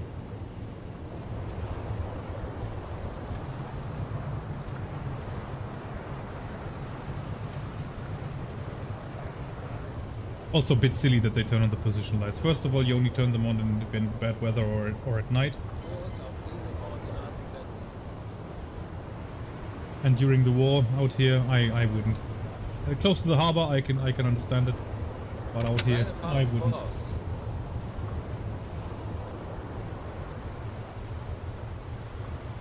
U492. Hello, everybody. Right.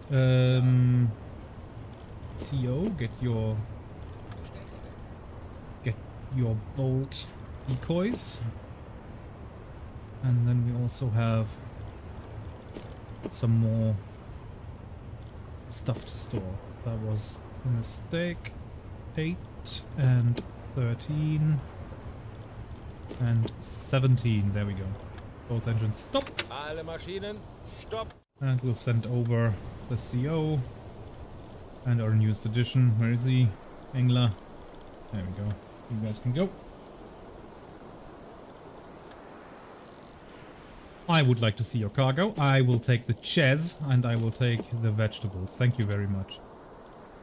And torpedoes. Right. Okay. We've got a T3 FAT and we've got a T1. We've also got another T3 with the pistol 2.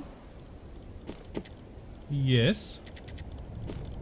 Yes, that's... yeah, it's looking good. And another T1. Okay, sure. And refuel. Right, that takes 11 hours. Yeah, that's probably more real. 4 torpedoes, that's gotta be a lot of work. But I think you could probably do it in 11 hours. What else do you have for me? Oh, you've got new torpedoes. Isn't that lovely? Okay, so I'm gonna take one of the T1s. I'm gonna take the T3 and I'm gonna get rid of the T2. I'm gonna put in another T3. Very lovely.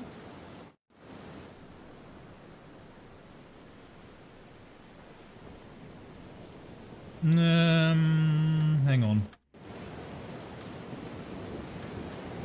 Let's not get that.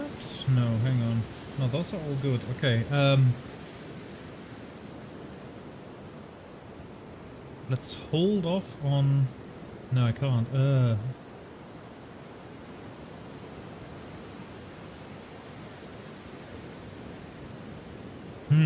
Okay, let's hold off on the T3 for now. Because I'm gonna need you to unload that one. Rohr 4 entladen. And I don't have another T1 FAT. That's okay. Let me wait.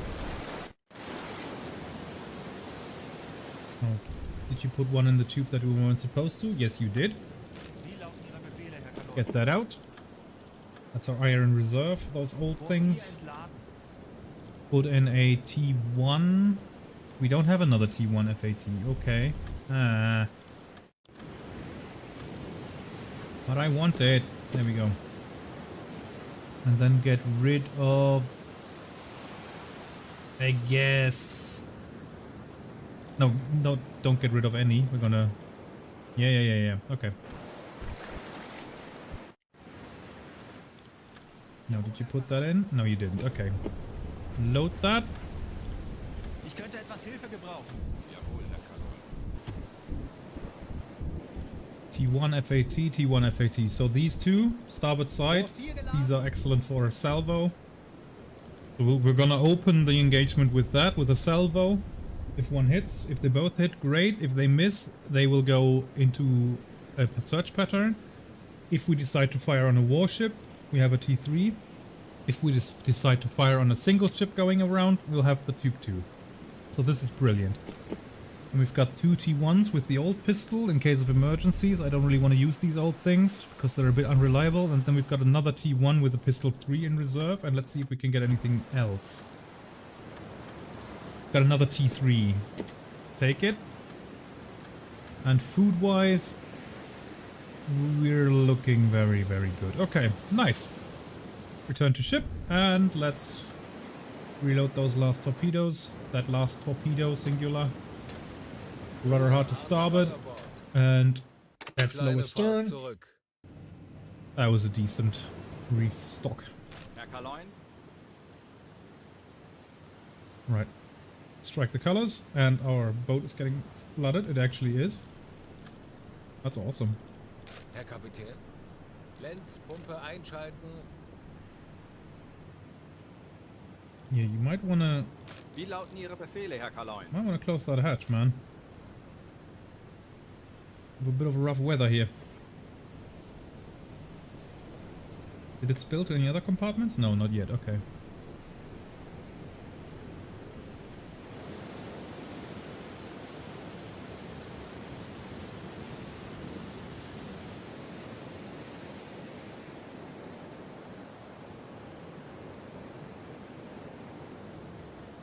Alle Maschinen, stopp!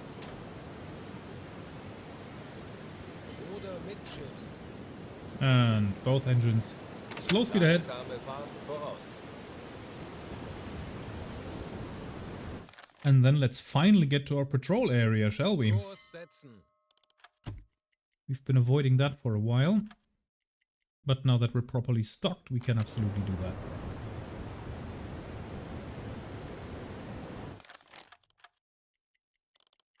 Zielposition erreicht. Patrouillengebiet erreicht. Funktelegramm gesendet. Here we are, 10,000 tons. Okay, so I want to be kind of beyond, below this Kurs line here. setzen. Because that's where it gets deeper. And over here it's like 50 meters deep. And if we get caught off guard there, then we're lost. So yeah, we're gonna patrol this area right here. I mean, down here is probably good as well. And whilst we're up here in the northwest area, or pretty much in the center of the area, south of Sable Island, we are going to dive. Down to 50.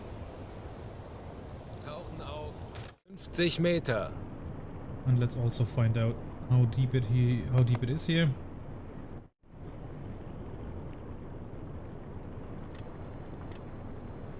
Ping. 1, 2, 2,300 meters. Okay. That's deep enough. More than deep enough.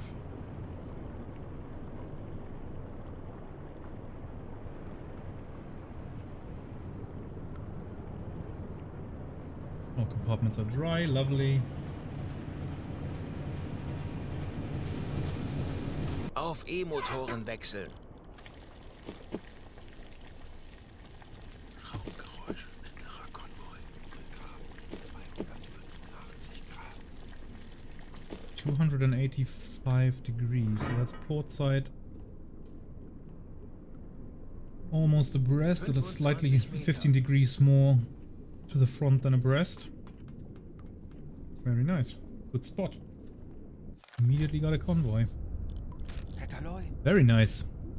16 to 26 miles away in 280. 280 to 26 40 Meter. miles away. Margin of 10 miles.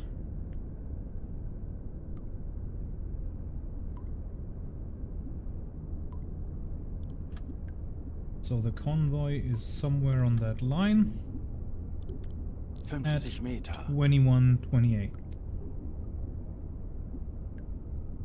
Probably outbound, so we're just gonna stay the course and we're gonna monitor that Halbe Fahrt voraus. for at least an hour. 2128, so we're looking for 2228. Raumgeräusch, Handelsschiff, 0 Grad, 85 ich Grad. erwarte Ihre Befehle. And we've got another one. One singular ship.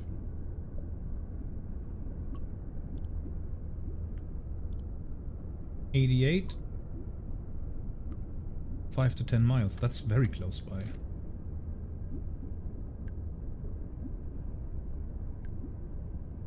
Probably see that already. 88, 5 to 10 miles, 10 mile margin.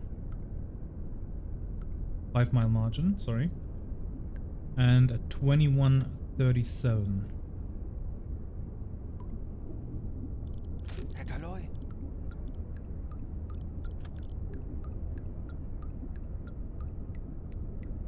That one's drifting left, drifting right. And these ones are constant bearing. Alright, we're looking first for 2228.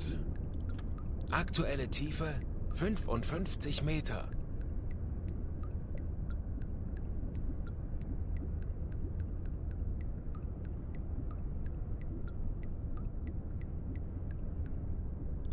There's our contact. 282, 50 Meter. 16 to 26 miles.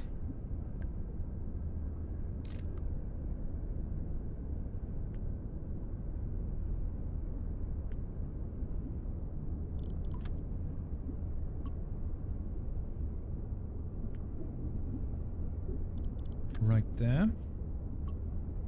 Oh, damn it, I didn't mean to delete that. 22, 28. So, enemy speed approximately... Well, enemy course approximately 0.74. And speed approximately 7 miles. Now the other one, 10 to 16 miles, that's going the other way. They got lucky. I'm gonna let them get away because I think the convoy is more attractive as a target. So, course 074.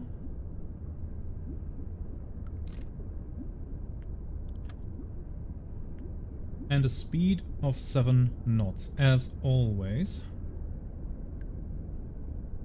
I do have a mod installed that's meant to give them variable speed, but apparently convoys still all have 7 knots as a speed of advance. Bit of a letdown, considering how fast some of those ships can actually go if they try. It should have at least been going... I mean, maybe I'm always just misreading it every time. That could also be the case. I don't want to be overconfident in my skills on the hydrophone. Apart from which, this measurement is obviously very, very inaccurate. It could be... so at the start of the measurement they could have been here. And then at the end of the measurement they could have been here. And then all of a sudden they're already going 8 knots. Because they're somewhere on this line. It's just that I am always assuming they're on the center of that line. Which there's absolutely no reason to believe that. They could be anywhere on that line. Now the course is 076. Yeah, okay. Okay, so we know that they are there right now. So they're gonna be there in 1 hour, 2 hours, 3 hours, and so forth, and so on and so forth.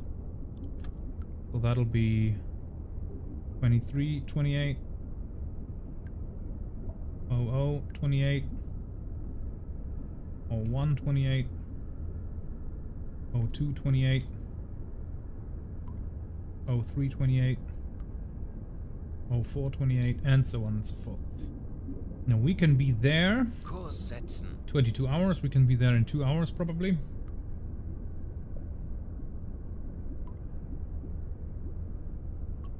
So they're right there. 1 hour, 2 hours. We can probably intercept them there already. Große speed. Fahrt voraus. That's 26 miles. And we know we can go easily 16 knots on the surface.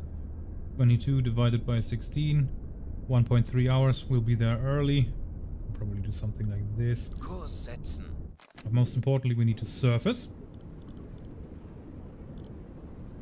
Let's do this emergency surface. I just want to see that again.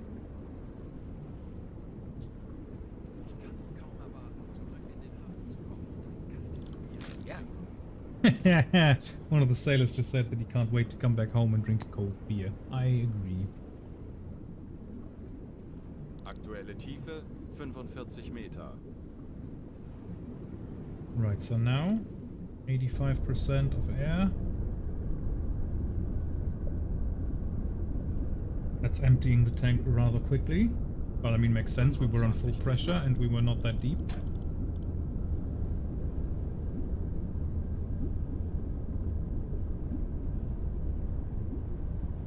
Meter. Hauptgeräusch, Handelsschiff. Peilung Auf diese 205 Motoren wechseln. Grad. Herr Kaloin, wir sind aufgetaucht. 60, 59. Pushed out a lot of compressed air with that. Okay. Turn on the electric compressor, please. Motor einschalten. We are at full speed ahead. Very nice.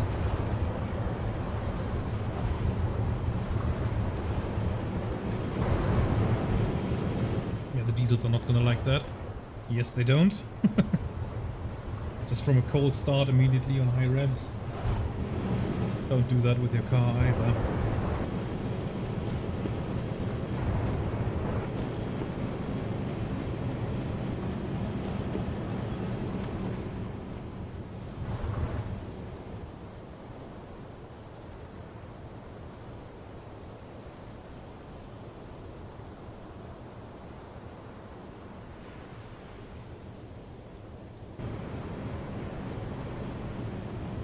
Sorry for that little intermezzo there.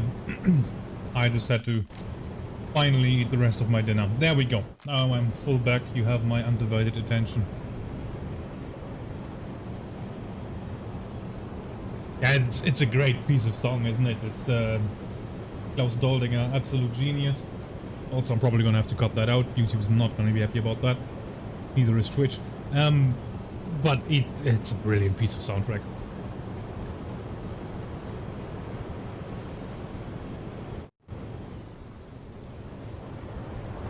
It's actually a mashup. So that's you can find it on YouTube. Das Boot Schneller soundtrack mix, and that combines 3 songs of the soundtrack into one nice mix. Very, very nice. I like it a lot. Now we are to patrol 1,340 miles, or sink 10,000 tons, and I think we're gonna get the latter one sooner, because we're gonna find that convoy, and it is 300 to 400 meters deep right over here, so we can actually do an attack right here. Problem is though, it's gonna be in the middle of the night, so we won't be able to see a lot.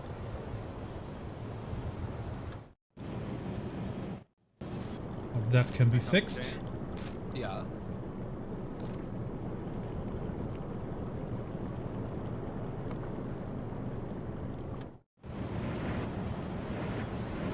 Right, we spot our convoy right over there.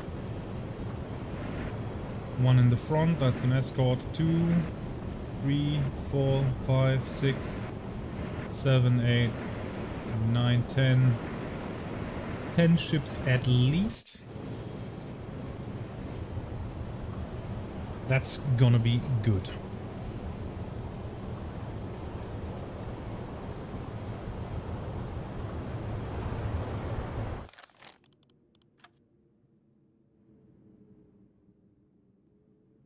Right, we should be on their headline. Let's do our... Actually, let's do this with math. They're going 076. So we'll take our trusty old calculator.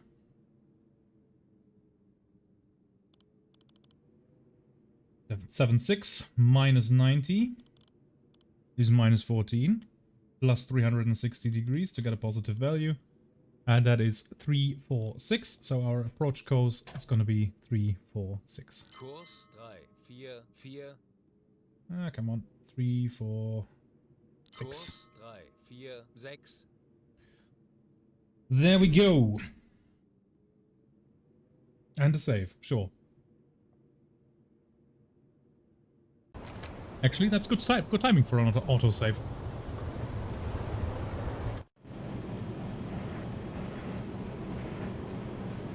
This is a problem. We already see them ahead of us. So we're gonna do another sidestep of 45 degrees. Kurs 3, Just to get in front of the convoy. So our estimate was off a little bit. And also our range estimate was off a little bit. And that could mean that our course estimate is wrong as well. And that could also mean that our speed estimate is wrong as well. So we'll have to do that again. But it's probably gonna be around 7 knots. It usually is.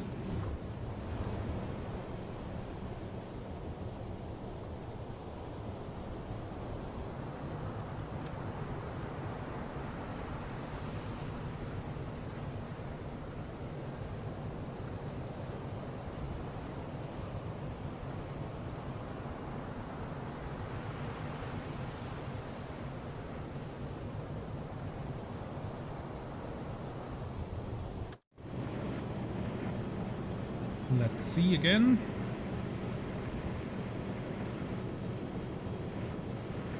Alarm! Konvoi in Sicht! Peilung! 315 Grad! Machen wir unseren Kommandanten stolz.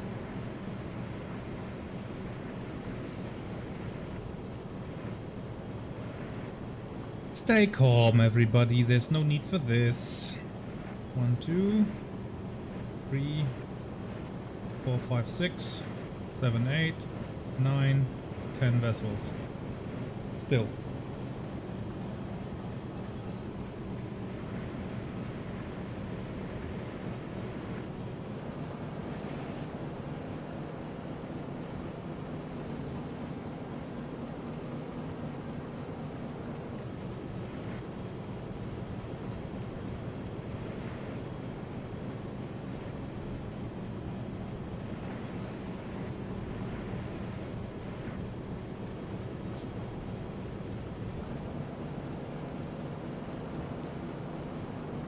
Not happy with this approach angle, I'm gonna be honest.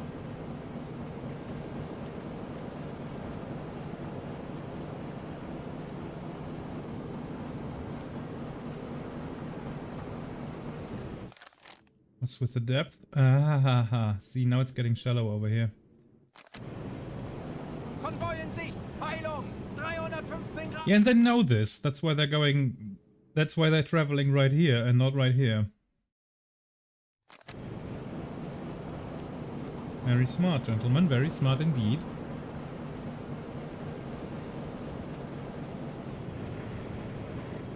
So he just called out the convoy being at 315. Yeah, okay. I guess we can already see the first superstructures there. So we are... Yeah, we have to do another 45 degrees. Or let's do 30. Kurs 6-3. Just to close in and get ahead while we can.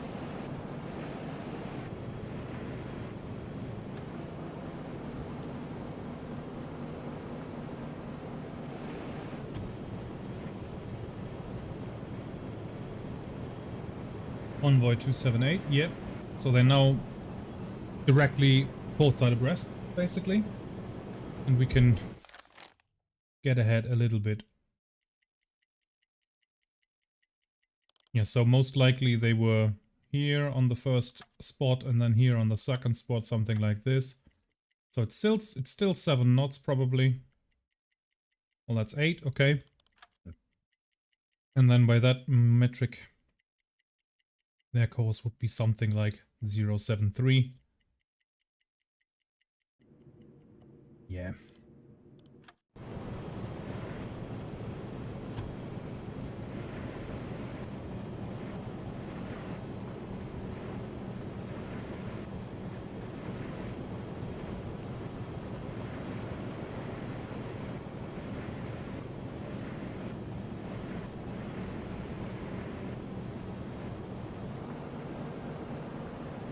Frontal escort is now pretty much port side abreast.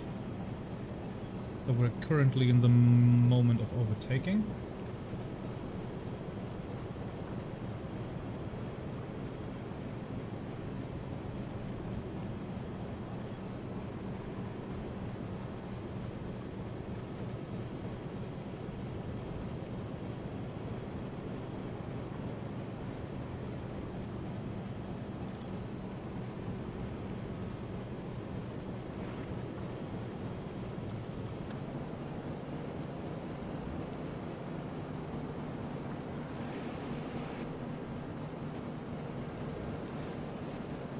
$260. Let's wait until we have him at 240 and then we're gonna close in.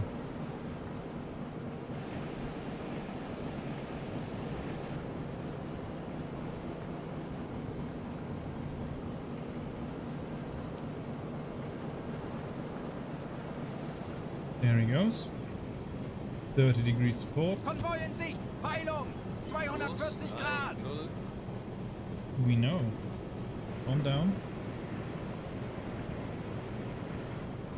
So that way he should be spotted at 270. Yes. Or 274 now.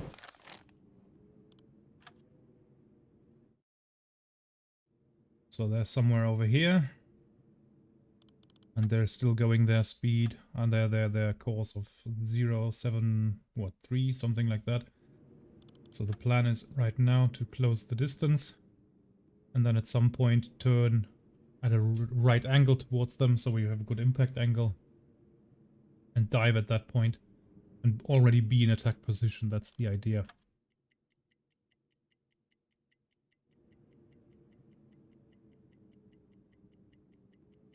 Actually, I can probably... Kurs setzen. Yeah, I can do that like that.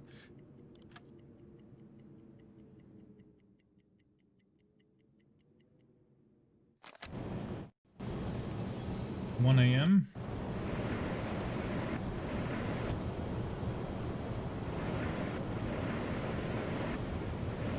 Yeah, that's one column. That's the center column, 4 of them in line. That's another column, 3 of them in line. That's the outside escort. And the frontal escort. Where did the frontal escort go? Or could be the frontal escort as well. Yeah, very nice.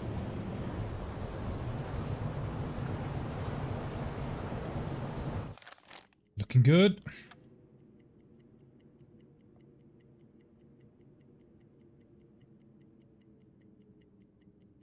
That's another save.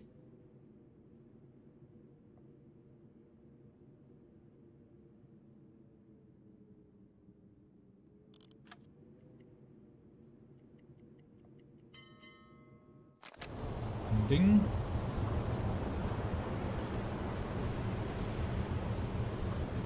That's not a problem, little J. You know you should stop apologizing for that. I hope your doggo is doing alright though.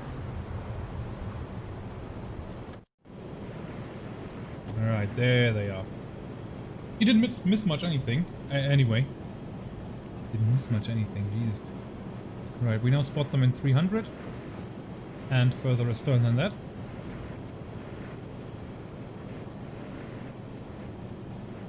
Yeah, that's looking very good.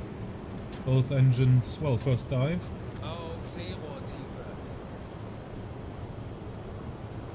Then at this point it's probably Alarm. feasible to call the Aufgewechtstation. alarm. Denkt alle an eure Ausbildung. Bleibt ruhig und konzentriert. Diesel besetzen. Ich könnte etwas Hilfe gebrauchen.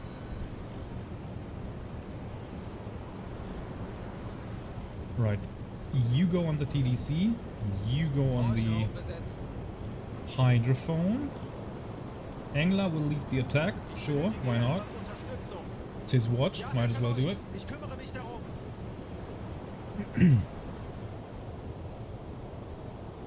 And then once we switch to electric engine, we're gonna slow down. Herr Kapitän, wir sind auf Seerohrtiefe. Boot für Rundblick eingesteuert. Auf E-Motorenwechsel. There we go. Nice and quiet. Now, I want Ich men könnte etwas Hilfe to gebrauchen. help you guys. Zu Befehl, Herr Kommandant. Schraubengeräusch. Handelsschiff. Achtung, 255 Grad.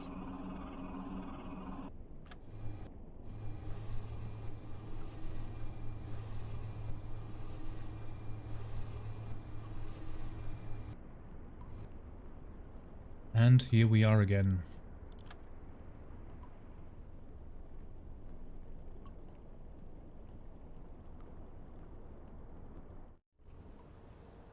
And then you guys can Torpedorohr 1 gewartet. go somewhere else. Okay, EDC, not helmsman.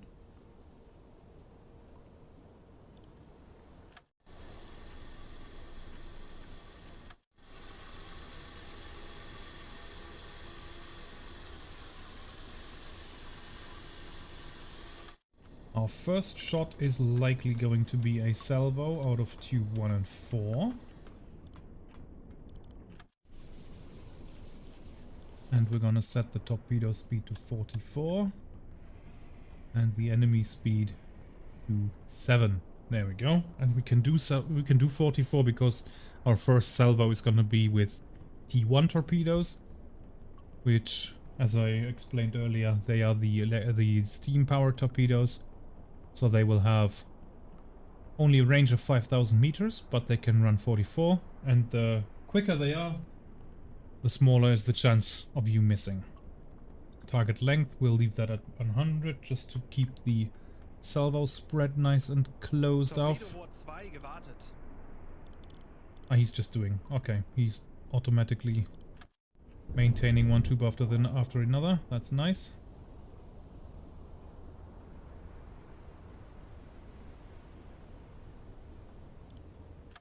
Schraubengeräusche.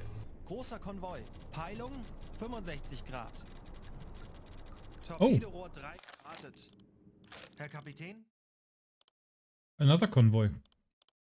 Moving away. Up to 35 units. 43 miles away. And moving away. And in the shallows. I'm not gonna go after that. That is a death trap. Now where's the forwardmost contact?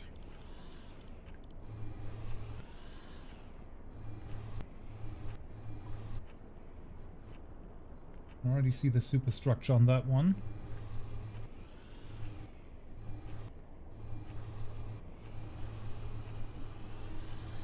That seems to be the forwardmost one. Right there. Torpedorohr 5 gewartet.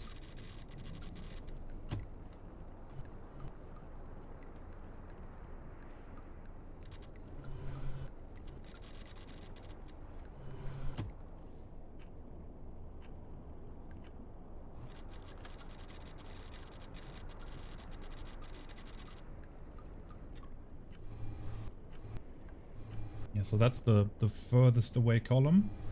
That's got to be the medium distance column, the one in the middle.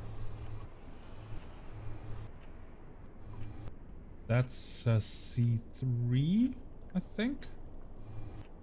That might be a Liberty ship. Are there any closer than that? That's a tanker. That's another tanker. These two. These two are the most attractive targets here.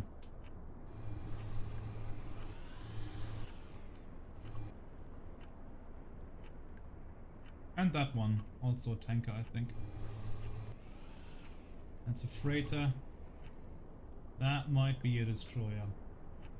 That might be a destroyer. Okay. I don't want to stay where I am right now because he's gonna find me, so I'm gonna keep my engines running. Hopefully get a bit closer to the center of the convoy. I'm not gonna set them all off by firing at any of these, or at these rather. That one is a small coaster anyway, right? That's one of those... I think it is. That's one of those NA1, November Alpha 1 class coasters with... The number's wrong. Displacement of 12,000 tons would be amazing. It's more along the lines of 1,200 tons. They are not worth a single torpedo. If you completely destroy a convoy and that thing remains, then surfacing and taking it on with the deck gun, that's already pushing it. Like, these things are they're almost worthless. The only worst ship in game is the fishing vessel.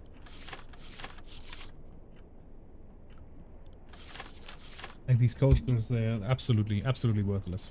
Don't waste your torpedoes on them. Liberty ships, on the other hand, brilliant, around 7,000 tons. C3s, 7,700 tons. These are good targets. And then tankers, they are the cream of the crop. You want to sink tankers. It's very bad for the environment to spill all that oil. But you gotta do what you gotta do. Right, that could be a Liberty. I'm actually fairly certain that it is a Liberty. Liberties have a mast height of 27 meters. Can we get that on screen?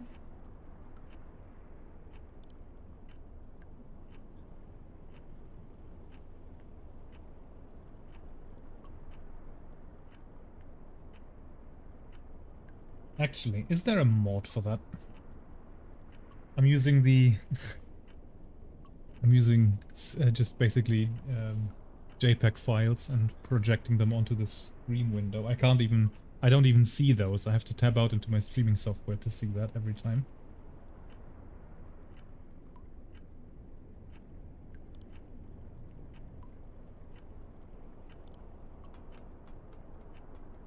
Now, is there a mod for the milliradian scale?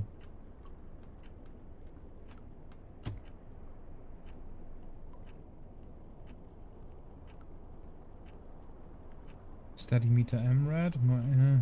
No, I guess. Nope, there isn't. Damn.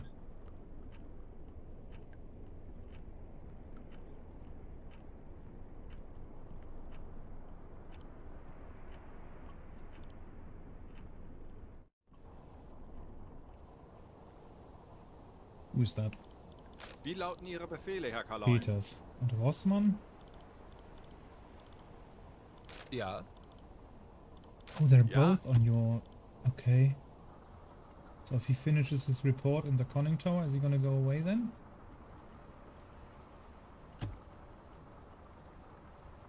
Yes, okay. And then he stops walking in place. Very nice. Oh, that annoys me so much every time. I don't know if you find it as annoying as me, but these constant footsteps in the back of on my right eardrum, really annoying. 27 meters, is that correct? Yes, it is correct. Okay, so right now on the magnified, I spot him at around 20. Yeah, 20 milliradian.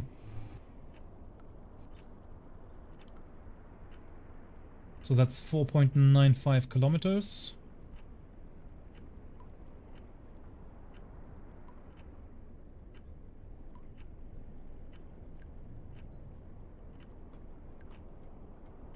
That's 2.6 miles away.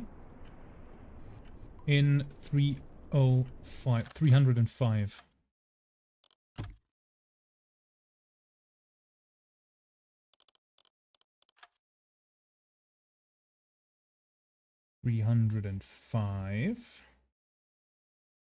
Not 6, 5. And 2.6 miles away.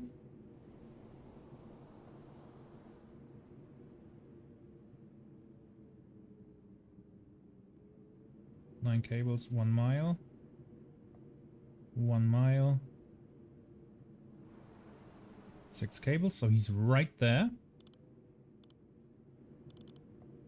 And if he's going the projected course of 074, he'll pass our bow in 1 mile distance if we were stationary. But we are not stationary, we are still moving with 3 knots, so we're gonna get closer than that.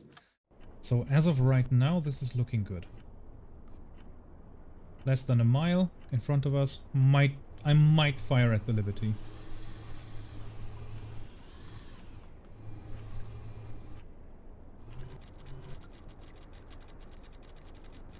Even though, again, this is dependent on their course actually being 074. I can't really get a good angle on bow reading in this darkness. I can't tell. It's less than 90 and it's more than 30. That's about all I can tell you right here. And the 2 milliradian measurement also was obviously not that good. Now the other way you can determine range or their course is by taking another, and even determine their speed that way. If you're confident with your range estimates, let's do another one. Let's do it with pause this time, just so that we get accurate readings. So I spot him at 1 to 30 milliradian now.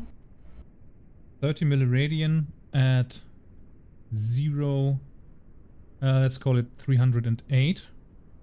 30 milliradian, 308. So that's 3.3 kilometers. 3.3 kilometers divided by 1.852 equals 1.7 nautical miles. At 308.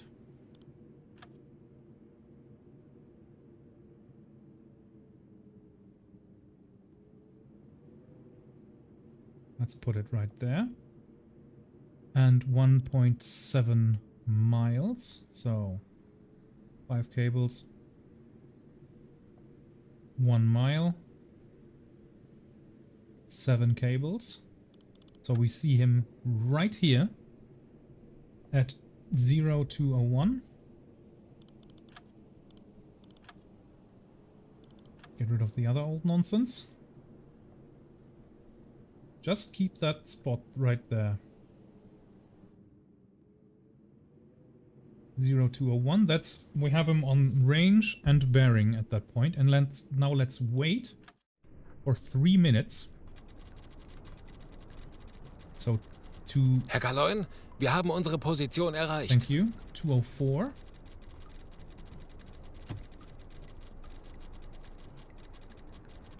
Let's do this super accurate. Now you can imagine with radar this is easier because you get an accurate reading with at every moment. I spot him that's probably 350 milliradian now. At 315. So first of all, we have moved, so I have to do another one of those anyway. 315. And we spot him at 350, so we're gonna interpolate between 3 and 4. So 33 plus 24 point... What is that? Is that an 8? That is an 8. Divided by 2 because we want the exact middle value. So he's 2 kilometers and 890 meters away. 2.89 divided by 1.852 equals 1.5 mile.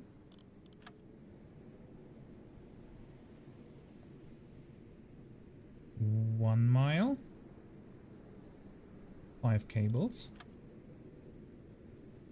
So right now, he's there.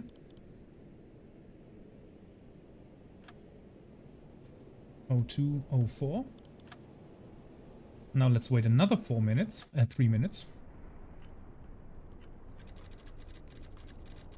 So 2 and 7.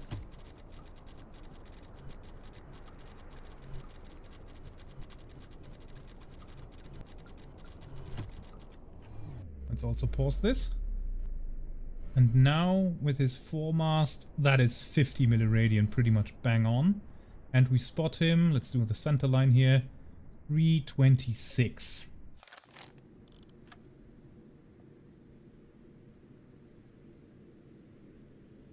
Right there. 50 milliradian on the scale, on the zoom in is 19.8. 1.98 kilometers divided by 1.852 equals 1 mile and half a cable. Meh.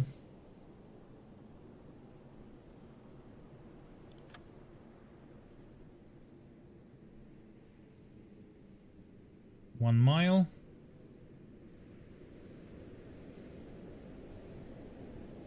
There's one cable, so there's half a cable. That's 0207, he's right there. And now, since the entire span of that, so he's been going like this, we can probably assume that there were some measurement issues there, so let's bring that down to here. With that, we know his course is 065 approximately. I have to can't stress this enough. 0.5 approximately. 0.5, what am I talking about? 0.65. And the distance between those two is 8 cables. So it's 0.8. And that was 6 minutes. 6 minutes is a very, very good nautical thing. A very good nautical number, because all you have to do whenever you take measurements in increments of 6 minutes, all you have to do is take the value times 10, and then you've got it for an hour. So we're gonna 0.6 times 10, obviously 0.8 times 10 is obviously 8, and so we have extrapolated his course and speed from bearing and range measurements. We know he's going 0.64, 0.65, something like that. And he's going 8 knots. Now, 8 knots is pretty close to what we expected him to go anyway. 0.64, on the other hand, is something that I did not expect. But it's 10 degrees off, so that's okay. I think we did a good intercept with the hydrophone there. But optical is always preferred. So, 0.86 068, sorry, 068 minus 90 degrees. So that's minus 22 degrees plus 360 degrees. And that is our initial, our final attack angle, our final attack course in order to generate a 90 degree impact angle is 338. So helmsman, new course, 338. Kurs 338. And that's a save. I spent way too much time on this. Usually I just eyeball things like this.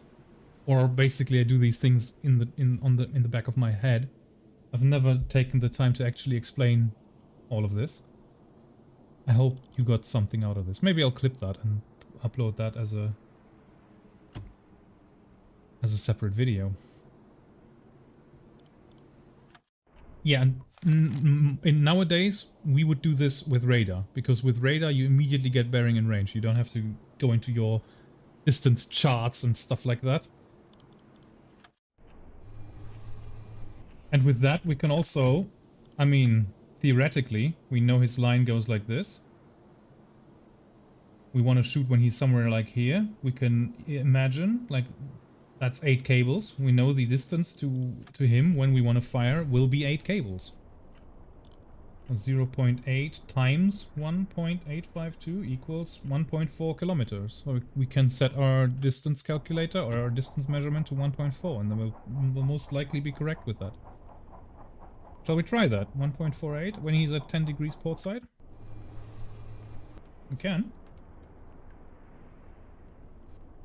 Now, torpedo speed, enemy speed, 8 knots. And we're gonna not start with a salvo. We're gonna start with tube 2.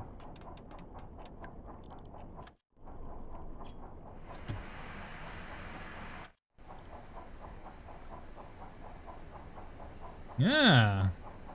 Port 2 bewässert. Look at that.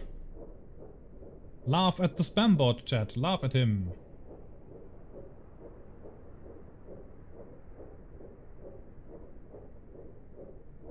Get out of here.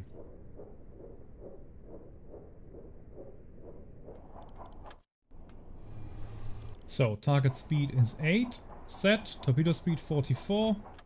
Angle on bow. For some reason I still can't turn that off. Is it because it's a radio man on there and not... Raum besetzen. Oh, that would be so dumb.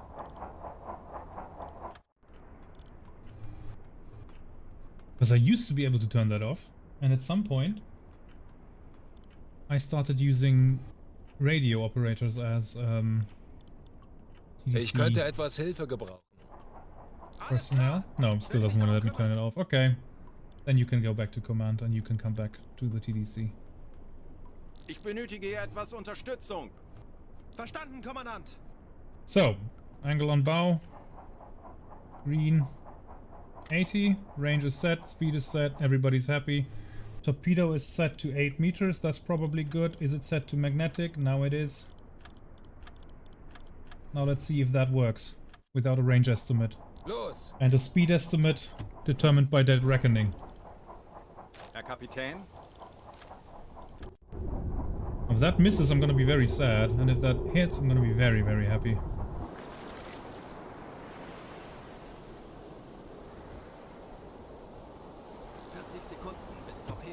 It's not ideal, but it's gonna hit. 20 Sekunden.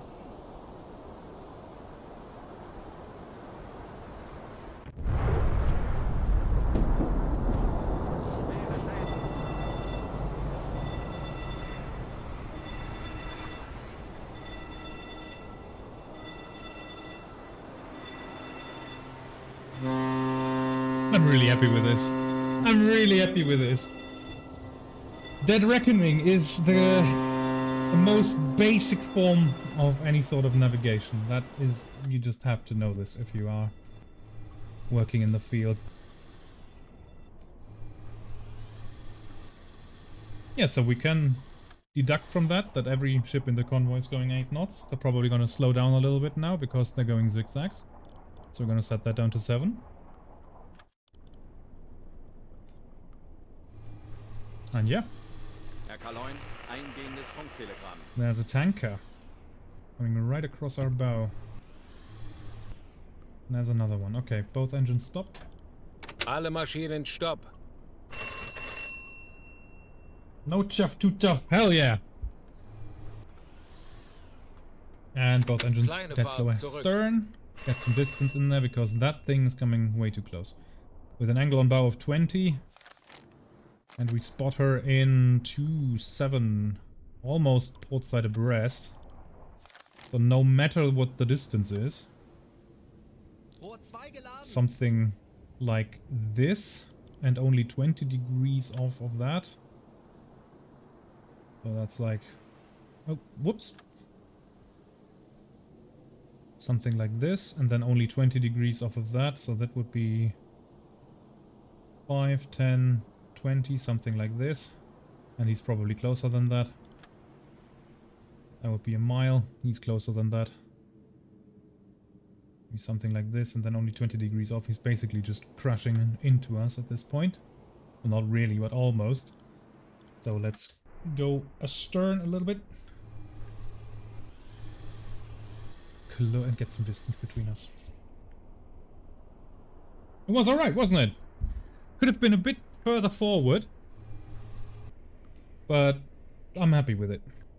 Especially since we didn't do manual, we didn't do an actual distance reading, we just went off of it, what we would expect him to be. So, considering that, I'm happy with it. Now, that's a T2, I'm pretty sure it is. Do we see the mast on the little wheelhouse? Yes, we do. That is a T2 then. And I spot him. Oh, they are so hard to see at night. What is that? 40 milliradian on the zoom out. Oh, yeah. What mast height? 29. Okay, so I do need both of them. Let's do it like that. Die Besatzung 29. evakuiert das Schiff. Both engines stop. Alle Maschinen stopp. I didn't mean to do that. On the zoom out. What do we have? 50 milliradian. Let's go with 50 milliradian. On the zoom out, that's 530 meters. Very, very close. I'm gonna set the torpedo to slow speed, I think.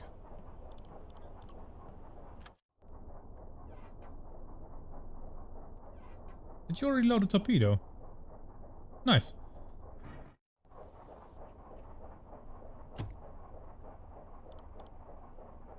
Yeah, I'm gonna use that old thing. Right, you... I will Herr Kapitän. order you to maintain CIC now. And then we're gonna flood tube... Oh, was it tube 2? Yes, because we fired tube 2 last time. And then he reloaded it with one of the bad torpedoes, yes. So, tube 2 is still set, I hope. Yes. Flood tube 2. Torpedo speed 30. Enemy speed 7. Rohr 2 bewässert. Thank you. Tube 2 is magnetic.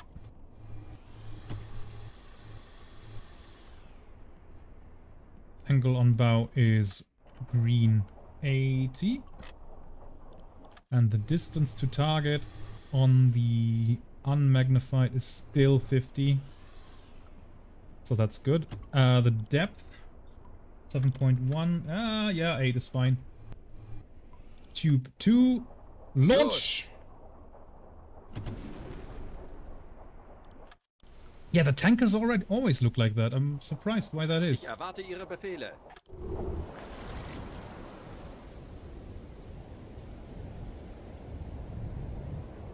Oh, speed value. Maybe I should add another knot to that again.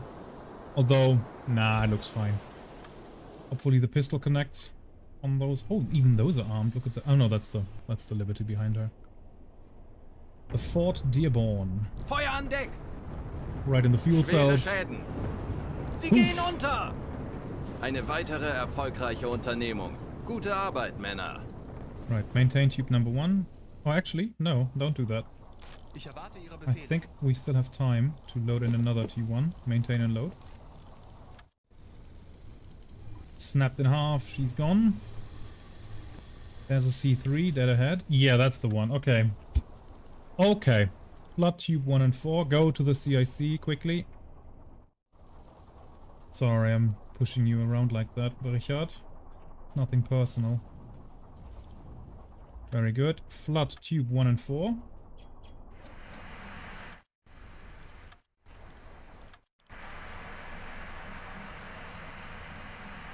Rohr 4 bewässert. Set Rohr 1 bewässert. salvo mode Sie sinken! 1 and 4. Torpedo speed 44. Target length 100 meters. Target speed, let's go with 7.5. Distance to target on the zoom in, that's 60 milliradian. On the C3 though, and the C3 is 36 meters high. Yes.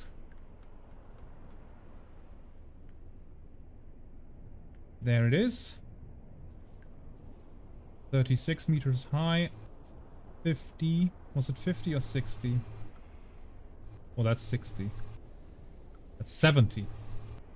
70 milliradian on the zoom in. 18.9. 18.9. Oh, beautiful. Torpedo speed set. Target speed set. Angle on bow. Red 80.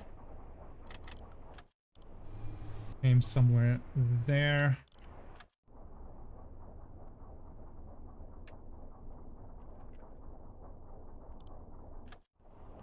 Launch. Los!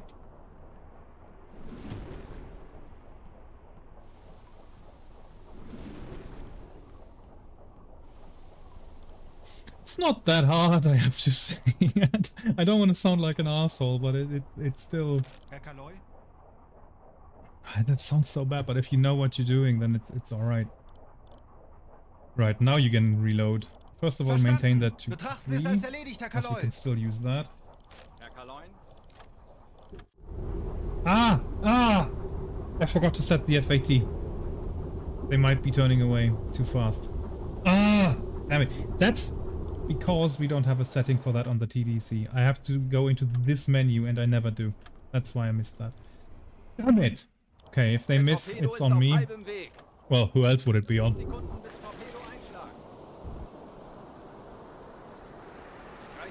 Don't turn away, don't turn away, don't turn away. Looks good. I think it was set to 2 kilometers or something like that. Poof! Poof! Nice! That's the engine gone.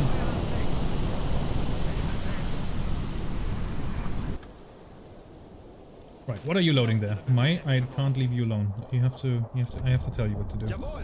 Ich kümmere mich Put darum. in a... yeah, why not?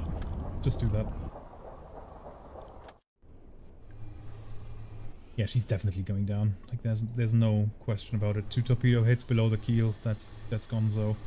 Right, okay. Tube 3. Tube 3, salvo mode off. Enemy speed. Well, torpedoes. Flood torpedo tube number 3, 30 knots. Target speed 7.5. Rohr 3 bewässert.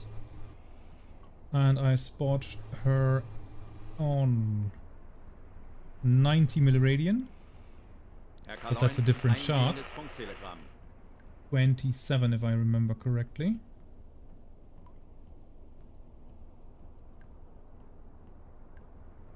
Come on, quickly now, quickly now.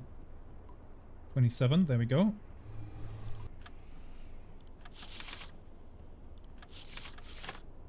Uh, 29, damn it. There it is, for your viewing convenience on screen. And for me to look it up.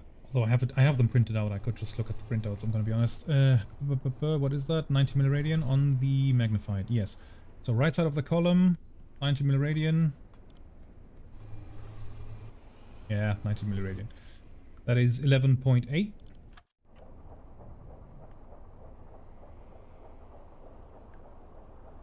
Angle on bow is pretty much 90. Beautiful.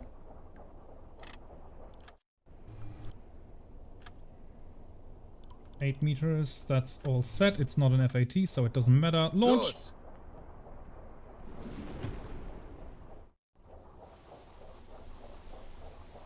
So now that's all tubes empty, right? Yep. You can really feel the longer loading times now, because otherwise Richard would have already stuffed all the other tubes full again. Now, do we have another tanker somewhere? Oh, there's one going behind us. Oh, no! I could have gotten him. Ah. There's a destroyer. Kind of confused and not knowing where to look for us. That's a coaster. Don't really care about that. That's another coaster. Let's have a look at our 40 torpedo. Sekunden bis Torpedo einschlagen.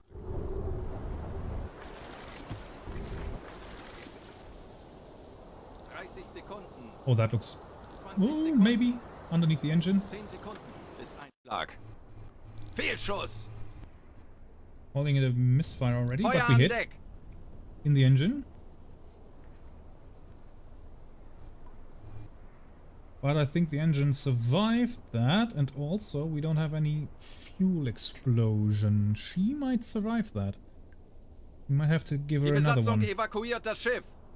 Evacuating, but that could be a different vessel that they're referring to.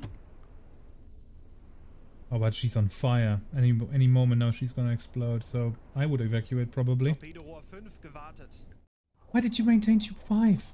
Herr Kaloy? You've got tubes to load, sir.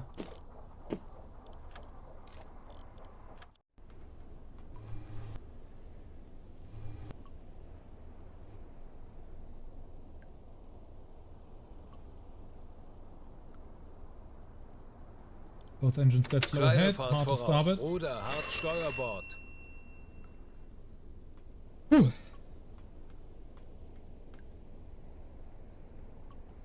No, actually, probably a smart thing to do is to maintain 5 Herr planes. Kommandant. We heard an explosion. Herr Kaloin, What was eingehendes that? Funktelegramm. Are you guys firing illumination, maybe? Yes, you are. Yes, you are.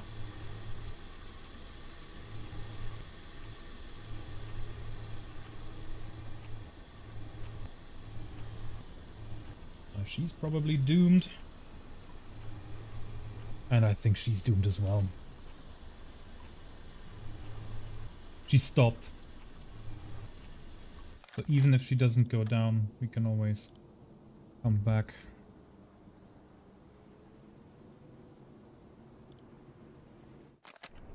Right, so what we're gonna do now Wie lauten Ihre Befehle, Herr Kaloin? is we're gonna set, first of all, down scope.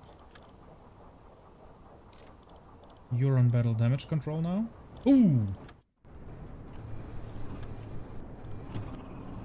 Yeah. That was her going up. I think we can safely assume that she's going to go down.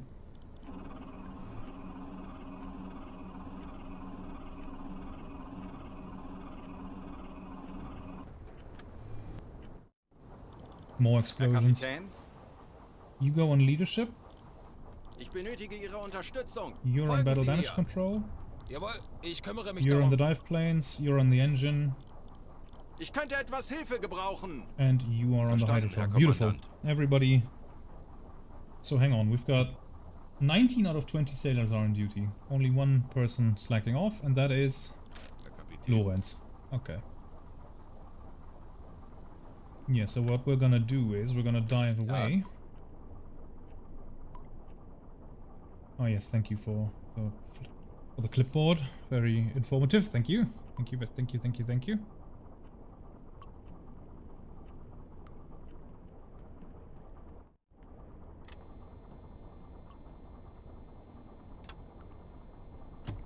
And we've got 80 meters below the keel. Let's go down to 60. Tauchen auf 60 Meter. Aktuelle Tiefe 5 Meter. And our course is 50 at the moment, 052. And we're gonna go to 160. Kurs 160. 25 Meter. We're gonna very, very slowly dive away. Hopefully we won't even be spotted by that destroyer once. And now we're gonna do our old 45 trick Meter. of evacuating the bow compartment. Torpedoraum evakuieren. Because that worked very well last time.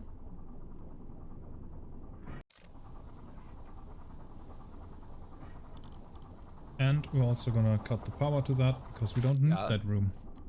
We're on battle stations, everybody's got things to do, we're not Aktuelle firing Tiefe, anymore. 60 Meter.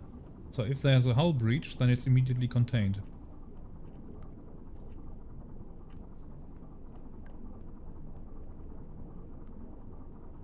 And then we're gonna slowly dive away, and then we're gonna re-engage that contact.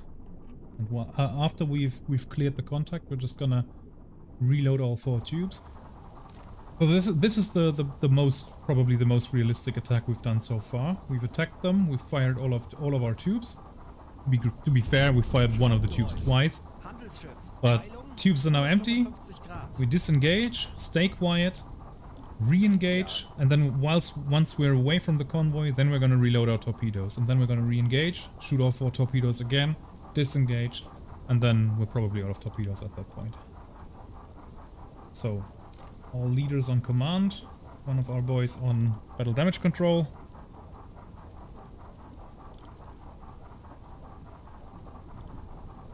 And then we're laughing.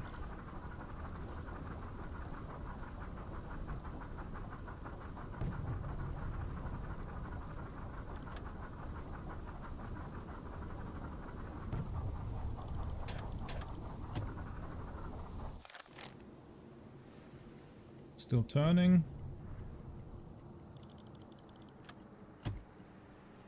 And just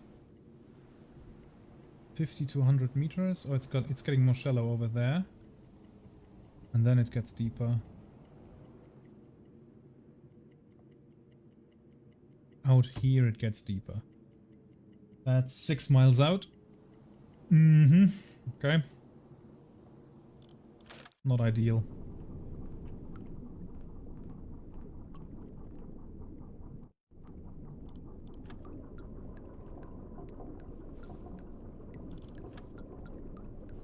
See it getting shallower here. Getting deeper again, getting shallower again. I think 60 meters is a good depth for now.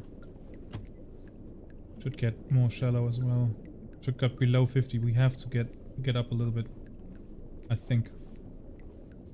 But I'm not sure. Maybe the map is off a little bit. Also doesn't take into account the tides. Although those should not be that prominent off the east coast of the Atlantic. There we go. Now it gets shallower. Brings us up to 40. Tauchen auf, 40 Meter. Aktuelle Tiefe 40 Meter. Yeah, actually, looks alright. Tauchen auf, 60 Meter. 60 Meter.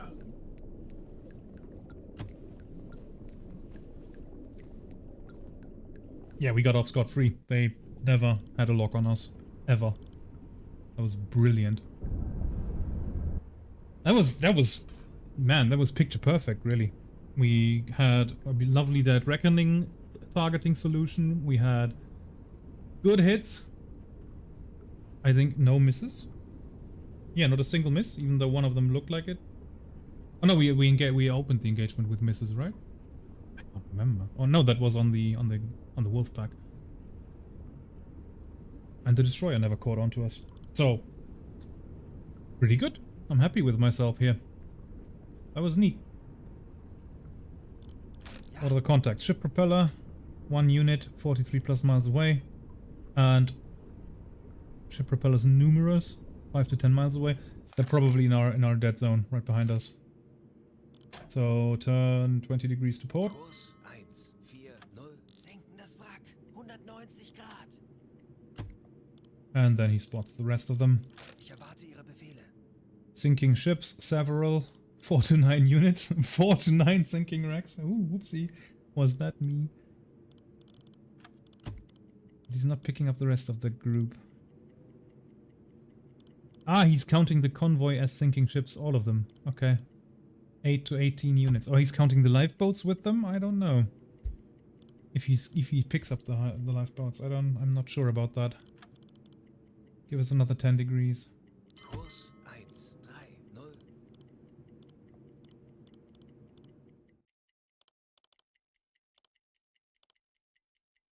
There we go. Hydrophone contact.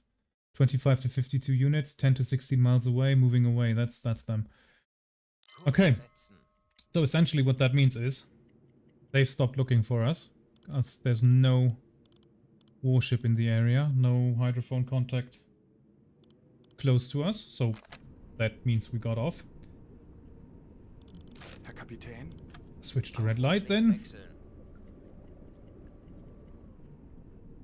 Both engines Halbe Fahrt half ahead. voraus. Ich erwarte Ihre Befehle. Richard, take 2 of your men, which are unavailable at the moment, Folgen Sie mir. Verstanden, and Kommandant. then cancel the evacuation of the bow torpedo room, and we're also gonna switch the power back on. And then you're gonna start reloading tube 1 with a T1. Ich erwarte Ihre It's a bit Befehle. weird that if I go in Jawohl. this menu, Ich I kümmere can't mich tell him darum. to maintain and load. Chief Engineer... Oh, actually, Herr Kapitän? just load. Ja, Herr Kaloi. Ich Just kümmere mich load. darum. Chief Engineer, put a T3 in tube 2. And then with 3 leader characters and 9 sailors in total, you guys are now 30% quicker with that.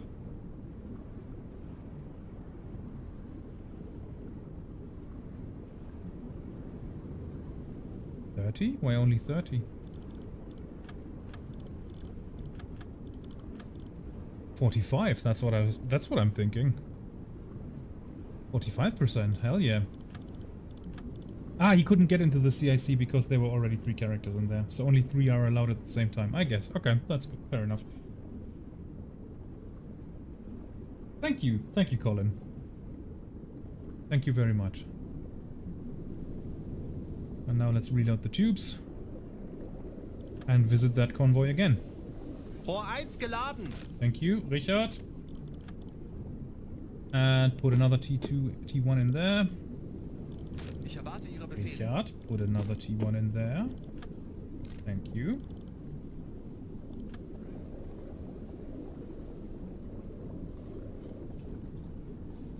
And then Limekühler, you get back Rohr on the 2 engines. geladen. E-Motoren besetzen.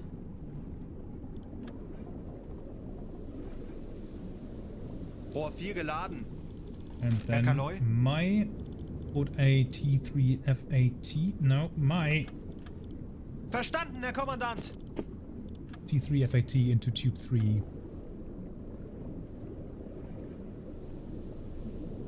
Rohr 3 geladen. And then that's it. Cancel alarm. Alarm beenden.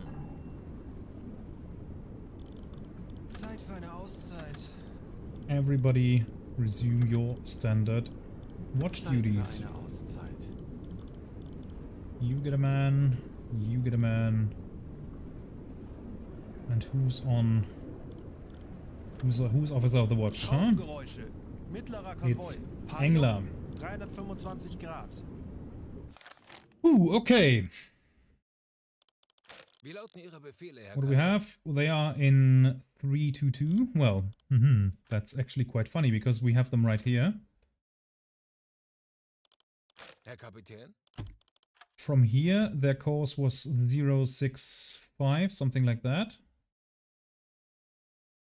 And they are Herr currently in 322 and 322.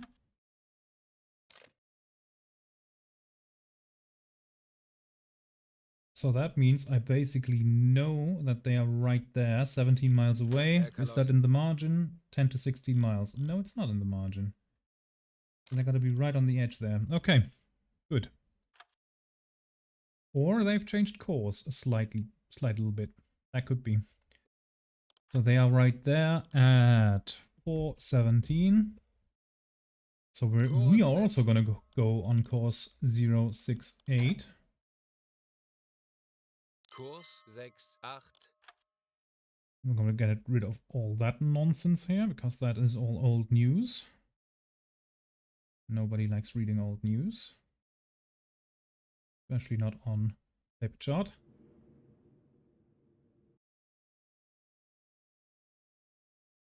That looks a lot cleaner now. Very nice. 6 messages.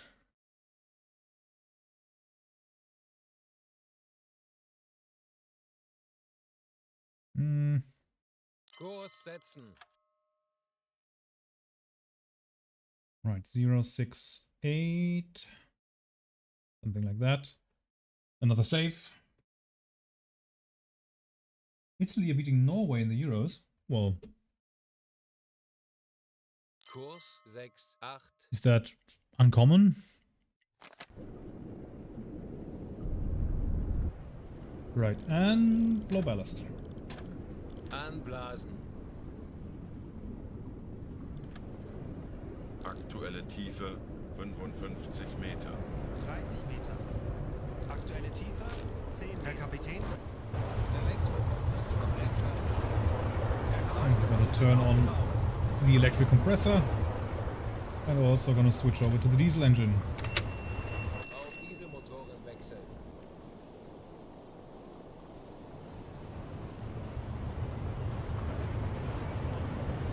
And full speed ahead. Große Fahrt voraus. Because we need to catch up again. Okay. Whew, good engagement. I like that. I like that a lot.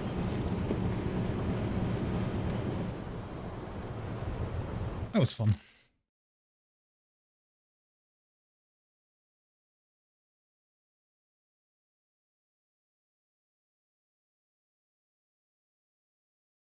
That was very, very fun. Right, I'm gonna get myself something to drink and I will be back momentarily and I will leave you with...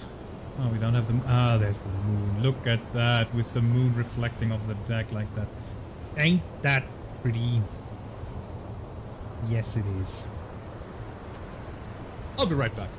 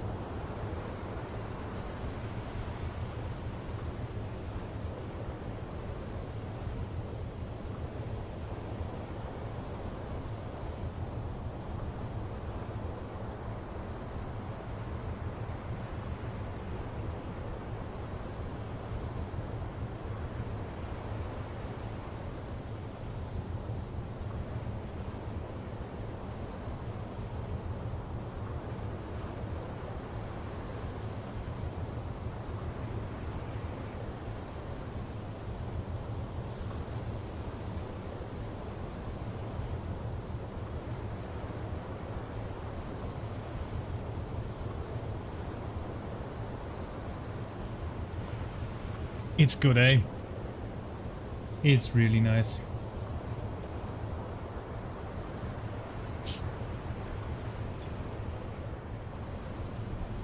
Uboat is a really, really pretty game. Which is sad because the subject itself, if you think about it, is not that pretty at all.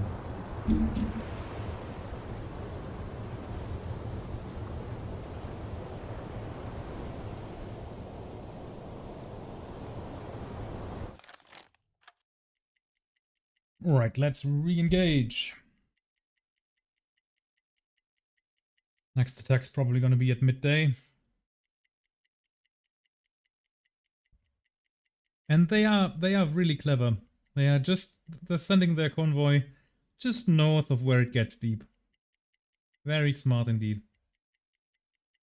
Gotta hand it to them. These allies, they ain't dumb.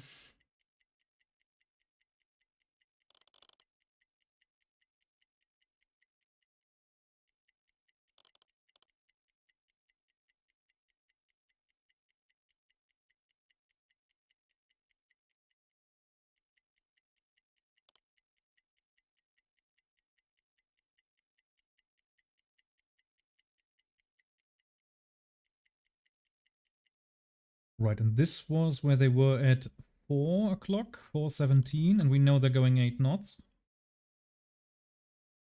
5:17.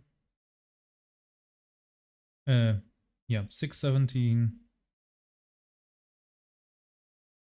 7:17. 8:17.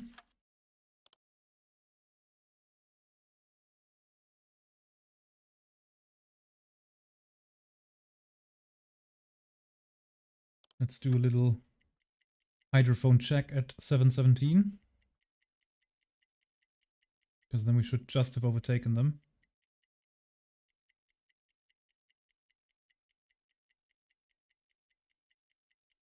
There we are, 7:17. Dive, dive, dive. What's the depth? 55 Meter.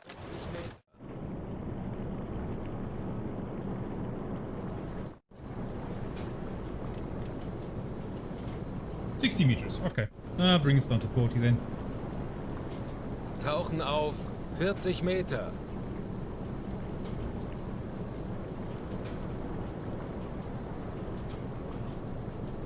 Ah, it's about the women's teams. Okay. Yeah, I have no idea. I don't do sports ball a lot. I don't do men's sports ball and I do women's sports ball even less.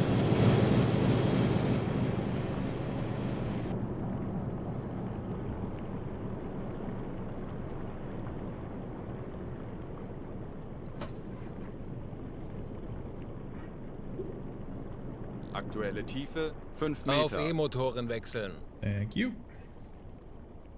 Now, Hydroman, what's the word?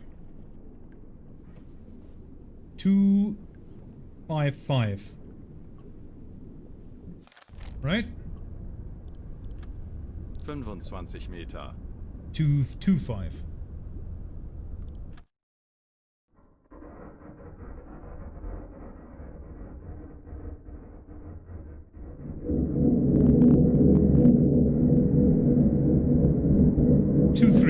Okay, okay. Okay, I concede. I concede. 235. So they're not there. They're somewhere there. Fair enough, skis.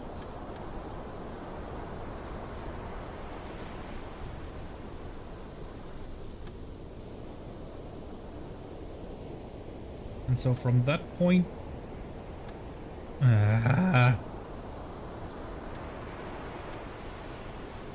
268. 235. So that's 0717.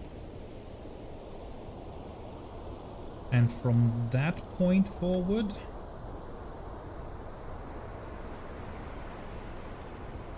at 068.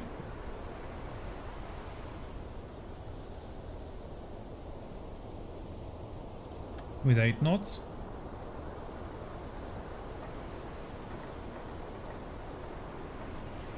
We know that they'll be here at 8:18 and over here at 9:18.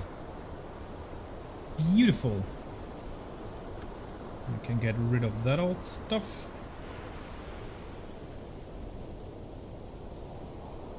Good.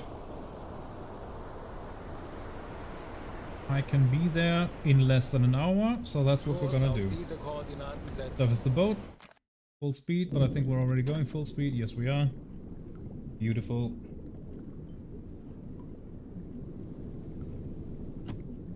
Aktuelle Tiefe 35 Meter. War auch Seemann, damals im Großen Krieg. Er erzählte mir immer Geschichten über die Schlachten, in denen er kämpfte und wie er einen Torpedoangriff überlebte. Es ist irgendwie ironisch, dass ich 15 Meter.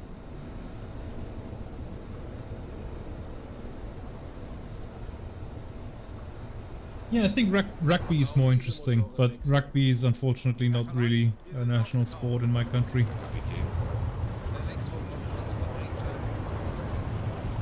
I did enjoy watching rugby a lot when I was in New Zealand.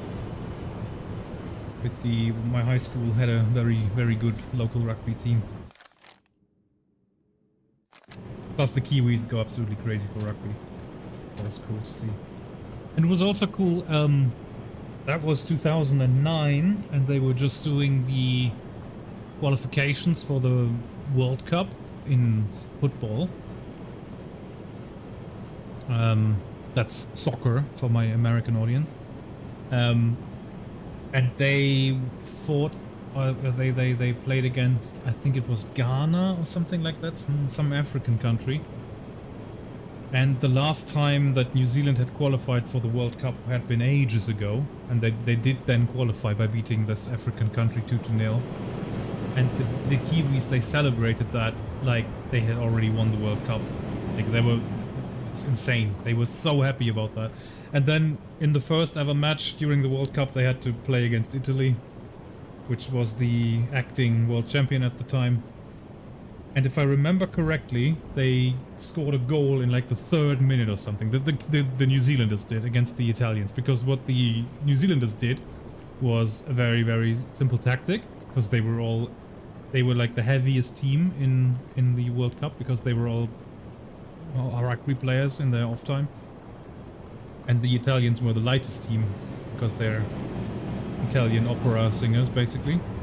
And the Kiwis just devised this tactic of just playing a long pass, and then hopefully there's someone up in front there who can turn that into a goal. And that worked in the 3rd minute. And then the Italians adapted and completely kicked the Kiwis a butt. But that must have been quite awesome. Unfortunately, I wasn't in New Zealand anymore when they played against Italy, but I would have loved to be there. When they made that goal, they must have celebrated like crazy. They probably all got off their asses drunk and didn't even realize how the rest of the game went.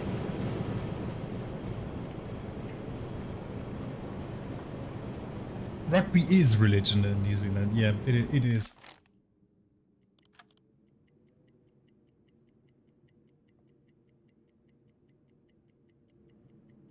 They take that very seriously. Right, we're on our final approach here. We should already be seeing them.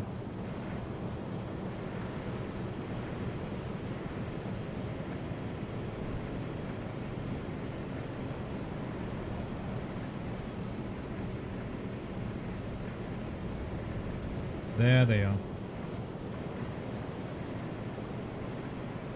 Yeah, still a few remain. Right, I think it's a bit foggy. We still haven't sent the radio report, damn it. If I sent it now, they're probably gonna intercept it, and they'll know my location, so we're not gonna do that.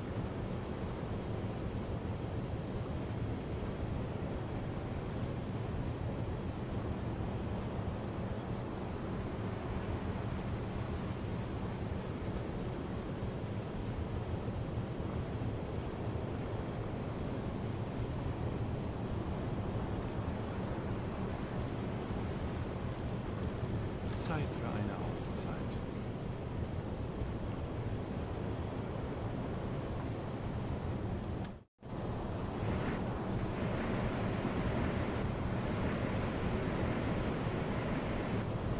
Also, I have to say, one thing that I like about rugby is the fan culture around it. Like with football, I mean, we've got it in Germany, and the Brits are notorious for it. The football hooligan scene, where they some of them just go to different countries to watch a game, and the primary reason to go watch the game is not to watch the game, but rather to beat up the fans of the other team. And with rugby, I have never seen that before. Like, there was a big derby when I was in New Zealand, where the Wallabies lost against the Silver Ferns. The Silver Ferns, right? The All Blacks. Sorry, the Silver Ferns is the football team.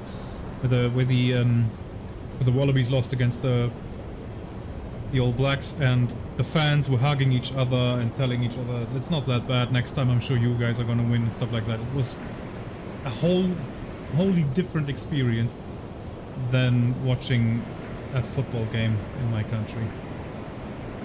So that's one of the reasons why I simply respect rugby more than football, because of the fandom, basically. But again, not a sports ball fan in general. It could all end by tomorrow, and I simply would not care.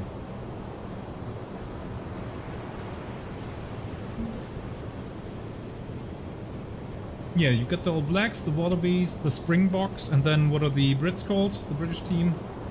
Three Lions or something like that, and then the French ones. The French are also good.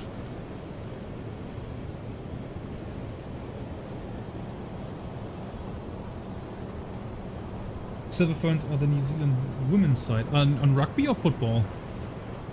See, you can already tell how little I know about this subject. It's not my cup of tea, I'm sorry. Argentina, Pumas, yeah, true.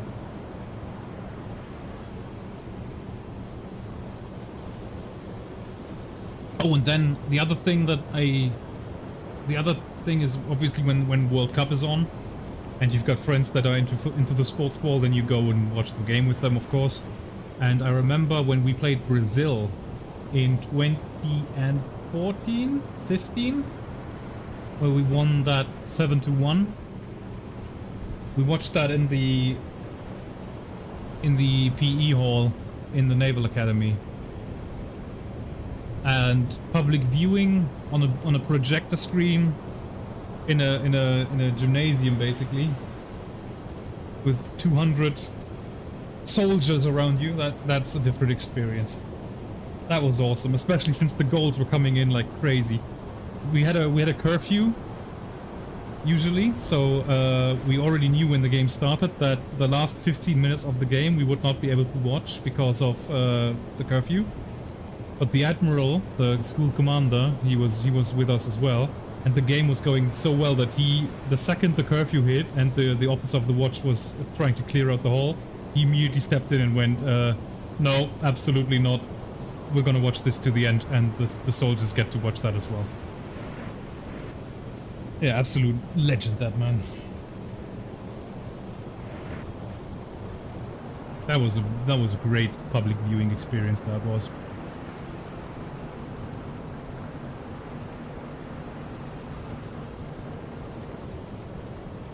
Right, those bearings are not drifting, which means that we're doing a very, very good intercept here.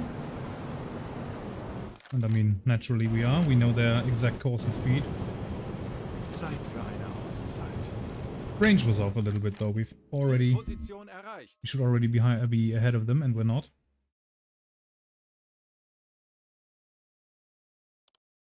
I think it was 065, wasn't it? 65 plus 270. That's the other way that you can do that. 335. Okay, course 335. We're doing 333. Yeah, great. Kurs 3, Already on a good intercept.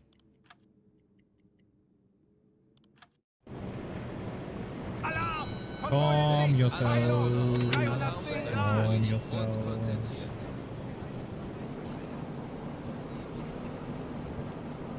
Now the bearings are drifting left.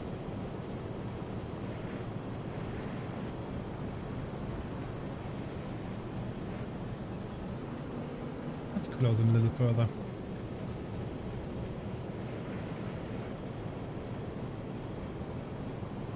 Actually, let's not, because we know there's a T2 on the starboard flank of that convoy.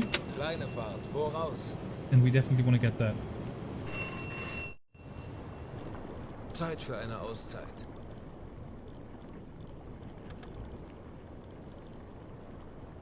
Right, get in, boys. Navigation Ich kümmere mich besetzen. darum.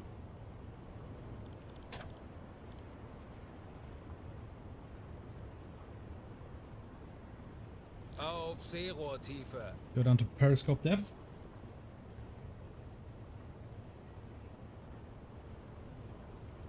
Yeah, they were. And for us, it was the well-earned revenge, because in the previous World Cup, there was a goal that in our opinion should not have been counted as a goal. And that was right before half-time, so that obviously affected morale. And there is a conspiracy theory going around that if the referee had called that goal correctly, as in not being a goal, and we might have won this. And you know, there's no knowing if that's the case. But that was the revenge. That was revenge for that goal. Wir sind auf Seerohrtiefe. And after that, everything was good. And there was even this one bloke. They asked them on the street, in a street interview, how do you think the game's gonna go? And he said, "Oh, this is gonna be a easy 7-1 for us." And he called that, and I'm so hoping that he bet some money on that. That he wasn't just shitposting, but that he actually believed that, and he bet some money on that, because that would have made him rich. No one else bet on 7-1. No one did. What a game that was.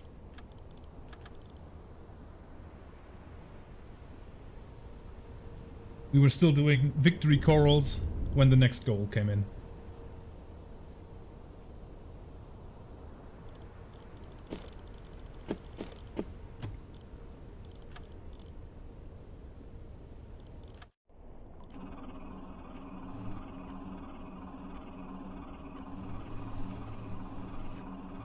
Tanker, 300 Grad. Aha, is that my target right there?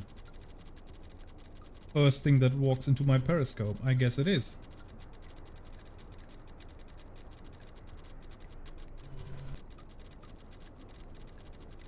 There it is. Hello. What else do we spot? That's the question. Alright, nothing ahead. Good. Yeah, it is a bit foggy. Like, the visibility is not unconstrued. Unconstricted. There is one. That is one of those coaster things. That's one of those coaster things as well. I do not care about them. That's one as well. And then that's the tanker. And where's the destroyer?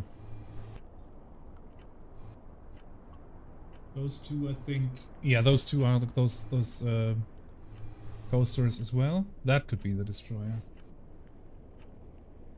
Yeah, I think that's the destroyer. Okay, so basically, I only wanna get that tanker here. The rest is not that valuable as a target.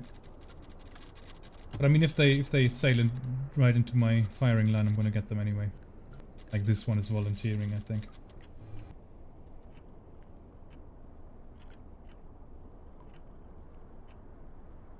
The hunt is going very well.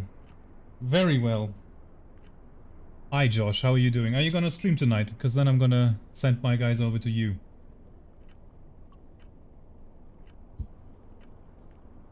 We are currently off the course of the coast of Nova Scotia.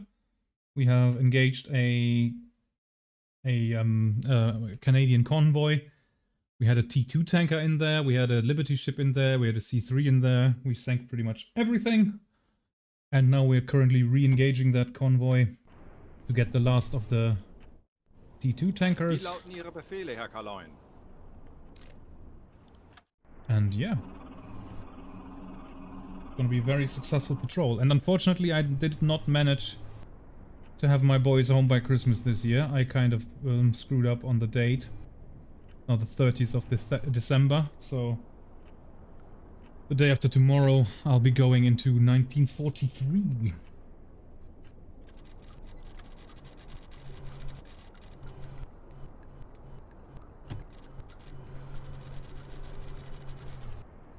Right, there she is.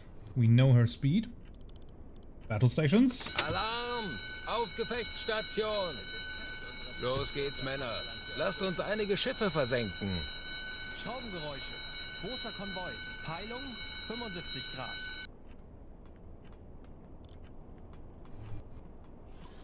Right, we know their speed. Their speed is still 8 knots. That's a coaster. Yes, that's definitely a coaster. Mast height is 21 meters. Oh, I need the other chart for that.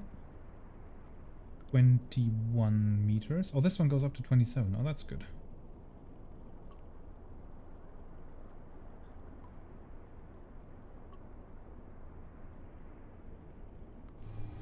So, I see him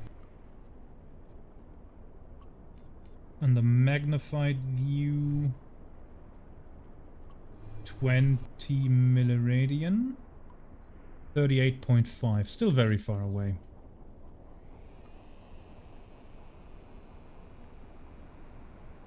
.5, there we go.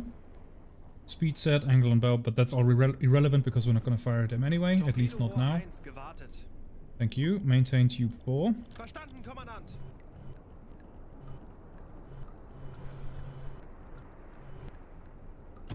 There, now he's in our firing angle. Torpedorohr 4 gewartet. Thank you. Maintain tube 2. Verstanden, Herr Kommandant. And I spot him now on the magnified at 30 milliradian, I think. 25.7, that's a lot closer.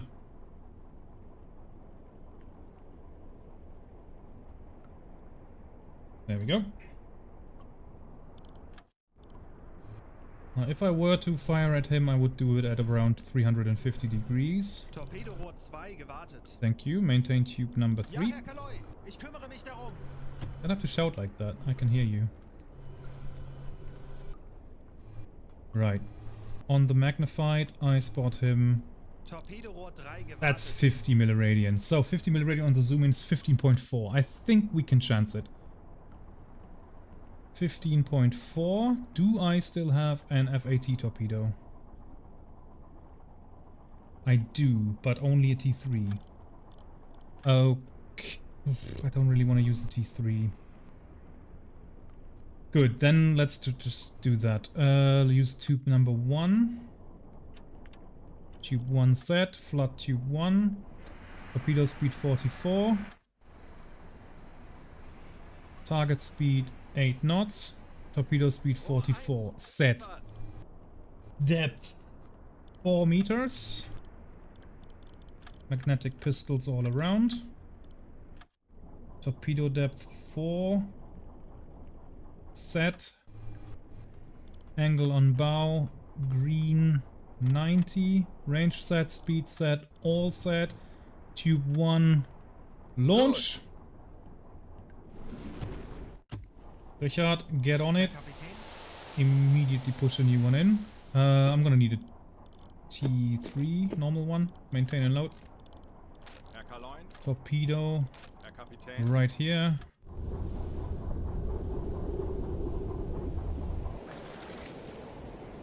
Oh, if that hits, I'm gonna be very happy.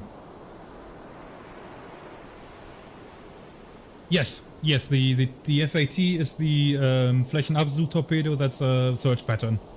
So you can set the initial run length, which should usually be a little bit bigger than the range to target, obviously.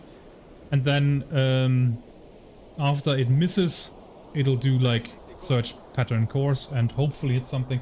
I've actually scored a hit the day before yesterday, which was the first time ever, and I think this one might actually hit here. Gonna be very far in the stern though. Not a good hit, but a hit nonetheless. Unless it slips underneath. It hit.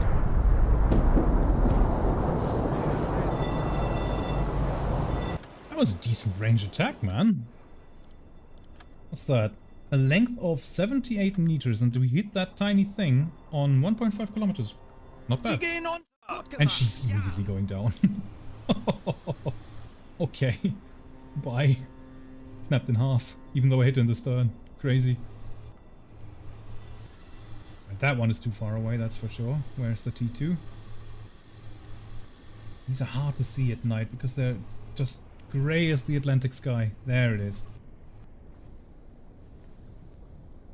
Yeah, so that's the real target here. We want that one. T2. 29 meters of mast height.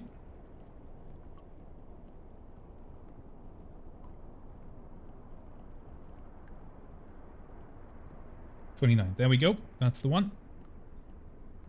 We have him at... What is that? 40 milliradian? Yes, I think so. 40 milliradian. On the magnified view, that's 26.6. Very far away. 26.6. I will shoot a volley at him.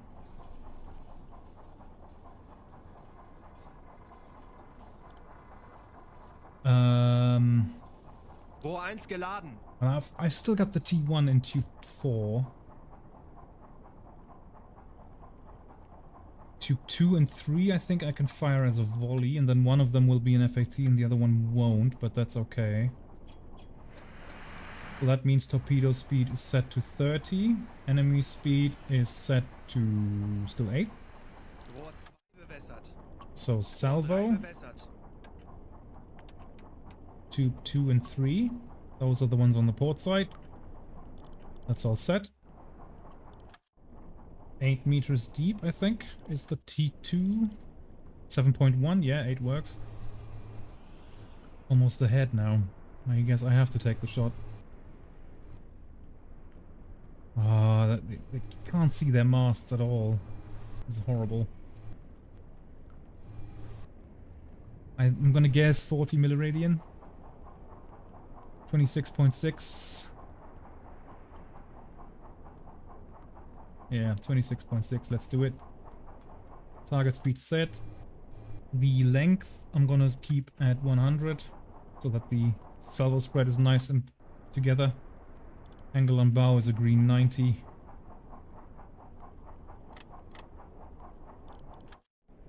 And then the FAT, run for 2 kilometers and then veer left. That's okay. Okay. Tube 2 and 3, launch. Los.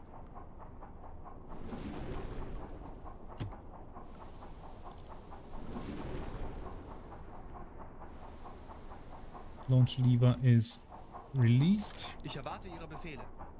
Do we still have any more? Yes, we do. Okay. Put some more torpedoes in the tubes. And where's the FAT? There's the FAT. We need to know if that one misses, because that one will turn around. Can you see the tanker? I can't. They are so hard to see at night. There it is. Right over there. I think they're missing. Oh no, actually not. That's a standing... That's a... Yep, that's a constant bearing. CBDR, constant bearing, decreasing rapidly, right? Yeah, collision warning, CBDR. Let's watch that from the periscope. Poof! Feuer an Deck!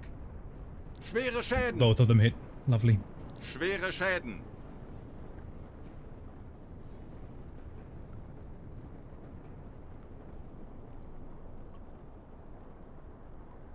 Man, today, after after yesterday and the day before, well, we really had some rotten luck. Today has just been going great. One hit after the other. Puts me in a really good mood. Has another coaster, and maybe I can get him. Where's that destroyer? Has that caught on to us yet? Probably not. If it is Steven. Ah, there it is. There it is. Herr Kaloyen, eingehendes Funktelegramm. Steaming towards where it assumes the torpedo's coming from. So we won't be welcome. Yeah, tankers are amazing to blow up. They look... as sad as it is, it looks amazing. The way they light up the night sky. Look at that. The smoke effects and all that. It's a very pretty game. It is a very, very pretty game. Yeah, I can probably get that coaster. Right, Richard, Befehle, Herr Kaloy. could you please put in another T3 FAT? Thank you very much, and then we're out of torpedoes again. I think we might go home, to be honest. 21 days at sea with that success rate. How many ships have we sunk on this trip? Must be loads. We attacked the convoy with the wolf pack over here twice. Then we resupplied with these 2 milk cows, and then we attacked this convoy twice. We sank so many ships. I think we deserve to go home.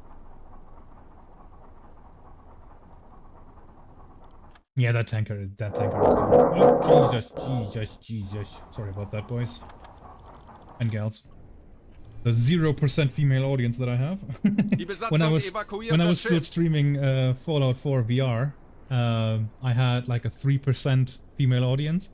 And these last few weeks where I've just been playing Uboat because I can't do VR streams at the moment, my audience has shifted to 100%. Like, not even 0.1%. 100% male audience. This is a boys club now. Apparently, as if it needed to be said, but chicks don't dig submarines.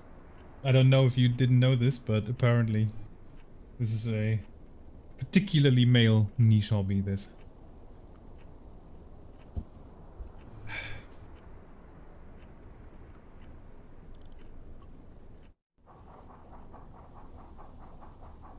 He's still really quick though.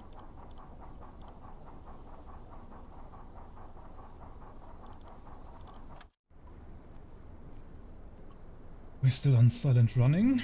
3 knots. We could probably get that one with a stern tube as well. We will get that one with the stern tube, and we're gonna get it before the other one, I think.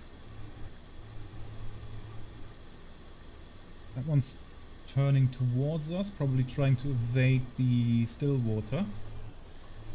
Stillwater? What an odd name. Yeah, so he's gonna turn towards us, gonna take him a little while longer. That means that one's going first. Can you maintain tube 5, please? I know last time I chewed you out for this, but this time I actually want you to. Tube 5 off. Parallax correction backwards. And we have to remember, angle on bow is now red, not green.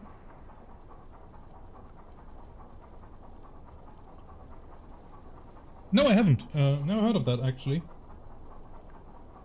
Decisive Campaign Barbarossa. I'm gonna have to look that up. Yeah, they're coming close now. That one... Okay, actually that gives me time to prepare my charts here. What was that? 21 meters, the coaster? 21 meters, yeah. Okay, I see him on the unmagnified view at 30 milliradian. So that's 640 meters. Yeah, he's close, he's close. She's close. 640 meters. Gonna assume the same speed. Target speed is set. Lovely. How's it looking here? You're still maintaining. Very nice.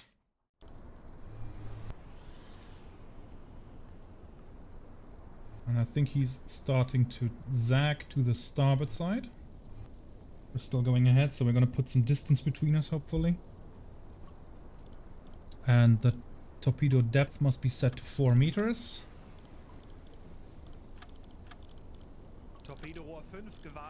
Lovely. Oh, it was already on magnetic. Get to the CIC.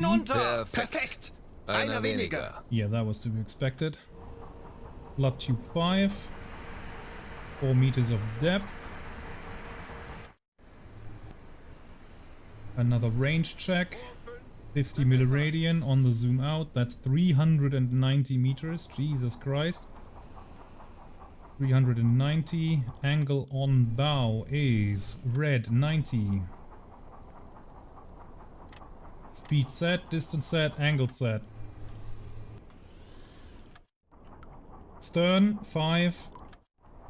Backwards. Everything's in order. Tube 5. Launch! 40 Sekunden bis Torpedoeinschlag. 30 Thanks, Josh. Sekunden. Thanks for tuning in. I think the way back, I'm gonna send my guys over to you. 20 Sekunden. That's a hit. Lovely, lovely hit.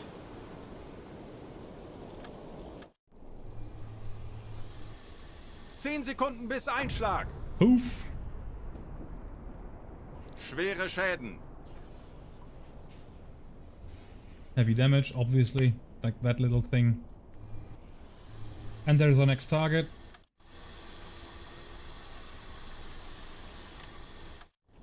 What do we have in the tubes left? What do we have left in the tubes? We've got a T1 and tube 4. That's the one that we're gonna use. Tube 4. Forward receiver. Salvo mode off. Parallax correction forward. On the zoom in, I see him at 70 milliradian. That means 1100 meters.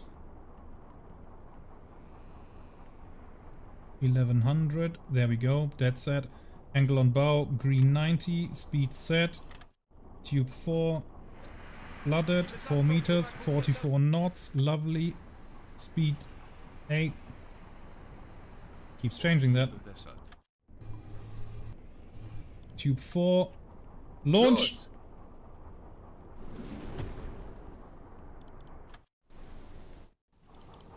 Herr Kaloin.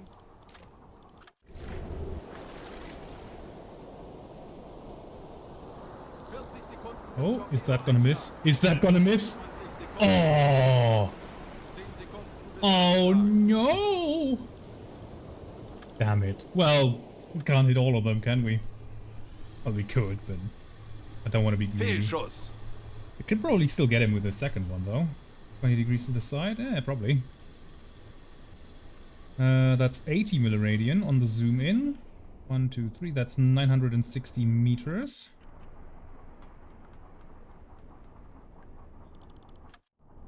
What else do I have in the tubes? Do I have another one? No, only T3s left. Ah, okay. 960. Okay, let's do... I do have a T3 FAT in tube 3, so we're gonna use T3. Tube 3. I'm gonna flood tube 3. Torpedo speed is 30. Enemy speed is still 8. 960. We're gonna let that torpedo run for 1 kilometer and have it veer right. Oh, actually the angle is horrible. Nah, we're not gonna shoot that. That's just gonna miss. That's just a waste of money.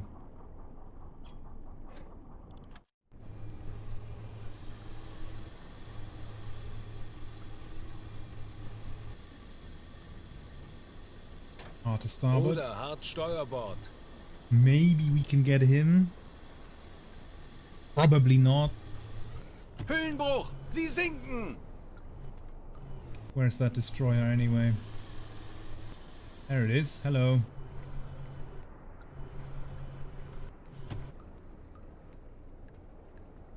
No clue where we are. Bruder They've got Mitschiffs. no clue whatsoever.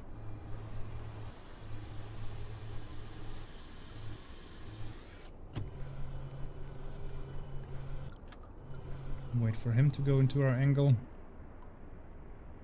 He seems to have broken off of the convoy. I see him bow to the left. Angle on bow maybe 120. Almost seems to be disengaging or detaching.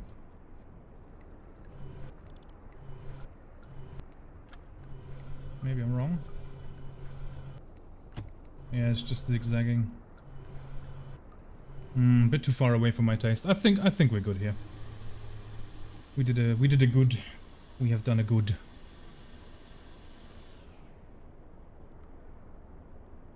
We have done a very, very good. Okay.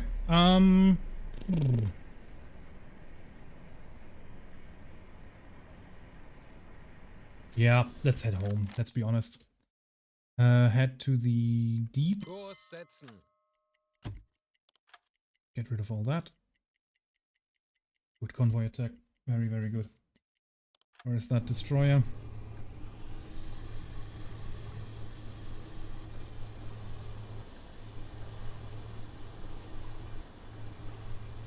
That is a very... I mean, I don't want to criticize them too hard, but Has a very bad destroyer. Did he even look for us? Didn't feel like it.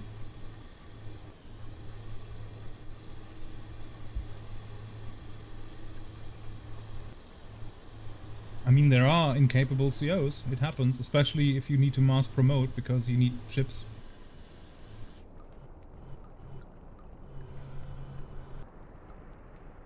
But they did not really even try, I feel like. And again, we're playing on maximum difficulty. I just want to stress that. They did not even try. In that case, both engines slow speed ahead. Langsame Fahrt voraus. And gonna fast forward a bit until we reach the deep. But it's also getting daylight, isn't it? We're getting daylight now.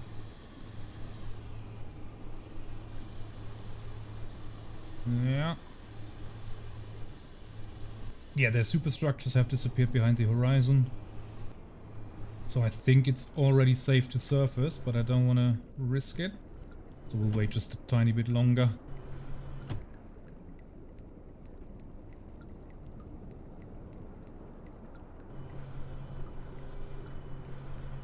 Yeah.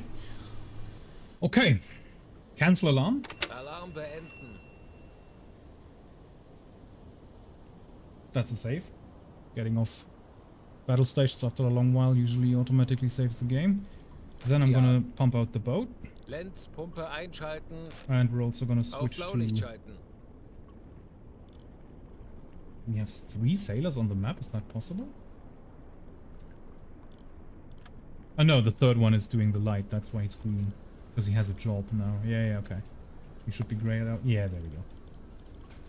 Okay, you can let your sailors step away. Zeit für eine Auszeit. Same as Angler. You get those 2 men. You can let one of your men stand down, and then we're back on ordinary duty, but we can switch to normal light, I think. We're gonna surface anyway. Turn-based war game on the Operation Barbarossa campaign of World War II, where you can play either German or Soviet. I'm gonna have to look that. It sounds a lot like Axis and Allies, if you know that, the board game.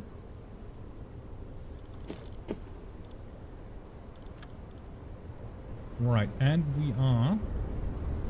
How much diesel do we have? 95%. We can probably do the hop, the nip across the pond at half speed. And then surface the boat. Anblasen. Aktuelle Tiefe 5 Meter. There we go. Let's quickly take those away so they don't pollute the screen anymore. What a lovely, lovely... What a lovely war patrol. And let's save those 11 messages worth 21,150 points. Could have had more if we just sent them in time. But we didn't. And once we cross that line, then we're safe. Yes, now we're safe. Whenever we get attacked, we can dive down to our maximum depth. And that way we stay nice and safe. Let's stay beyond that line before we make our crossing of the Atlantic. Total speed, total course is 3,400 miles, and we are going 10 knots. 3,400 divided by 10 is rather easy. 340 hours divided by 24 hours equals 14.16 days. So 2 weeks home. By then it'll be mid of January 1943. And we're going into what's going to be the worst year for the U-boat force in history, with Black May coming up, where Germany lost, I think, 40 submarines, and they never recovered from that until the end of the war. I want to thank you guys for watching. I'm gonna probably continue this tomorrow. It was an absolute blast. I hope to see you guys again. And my name's Weight Loss. And that was it. Bye-bye.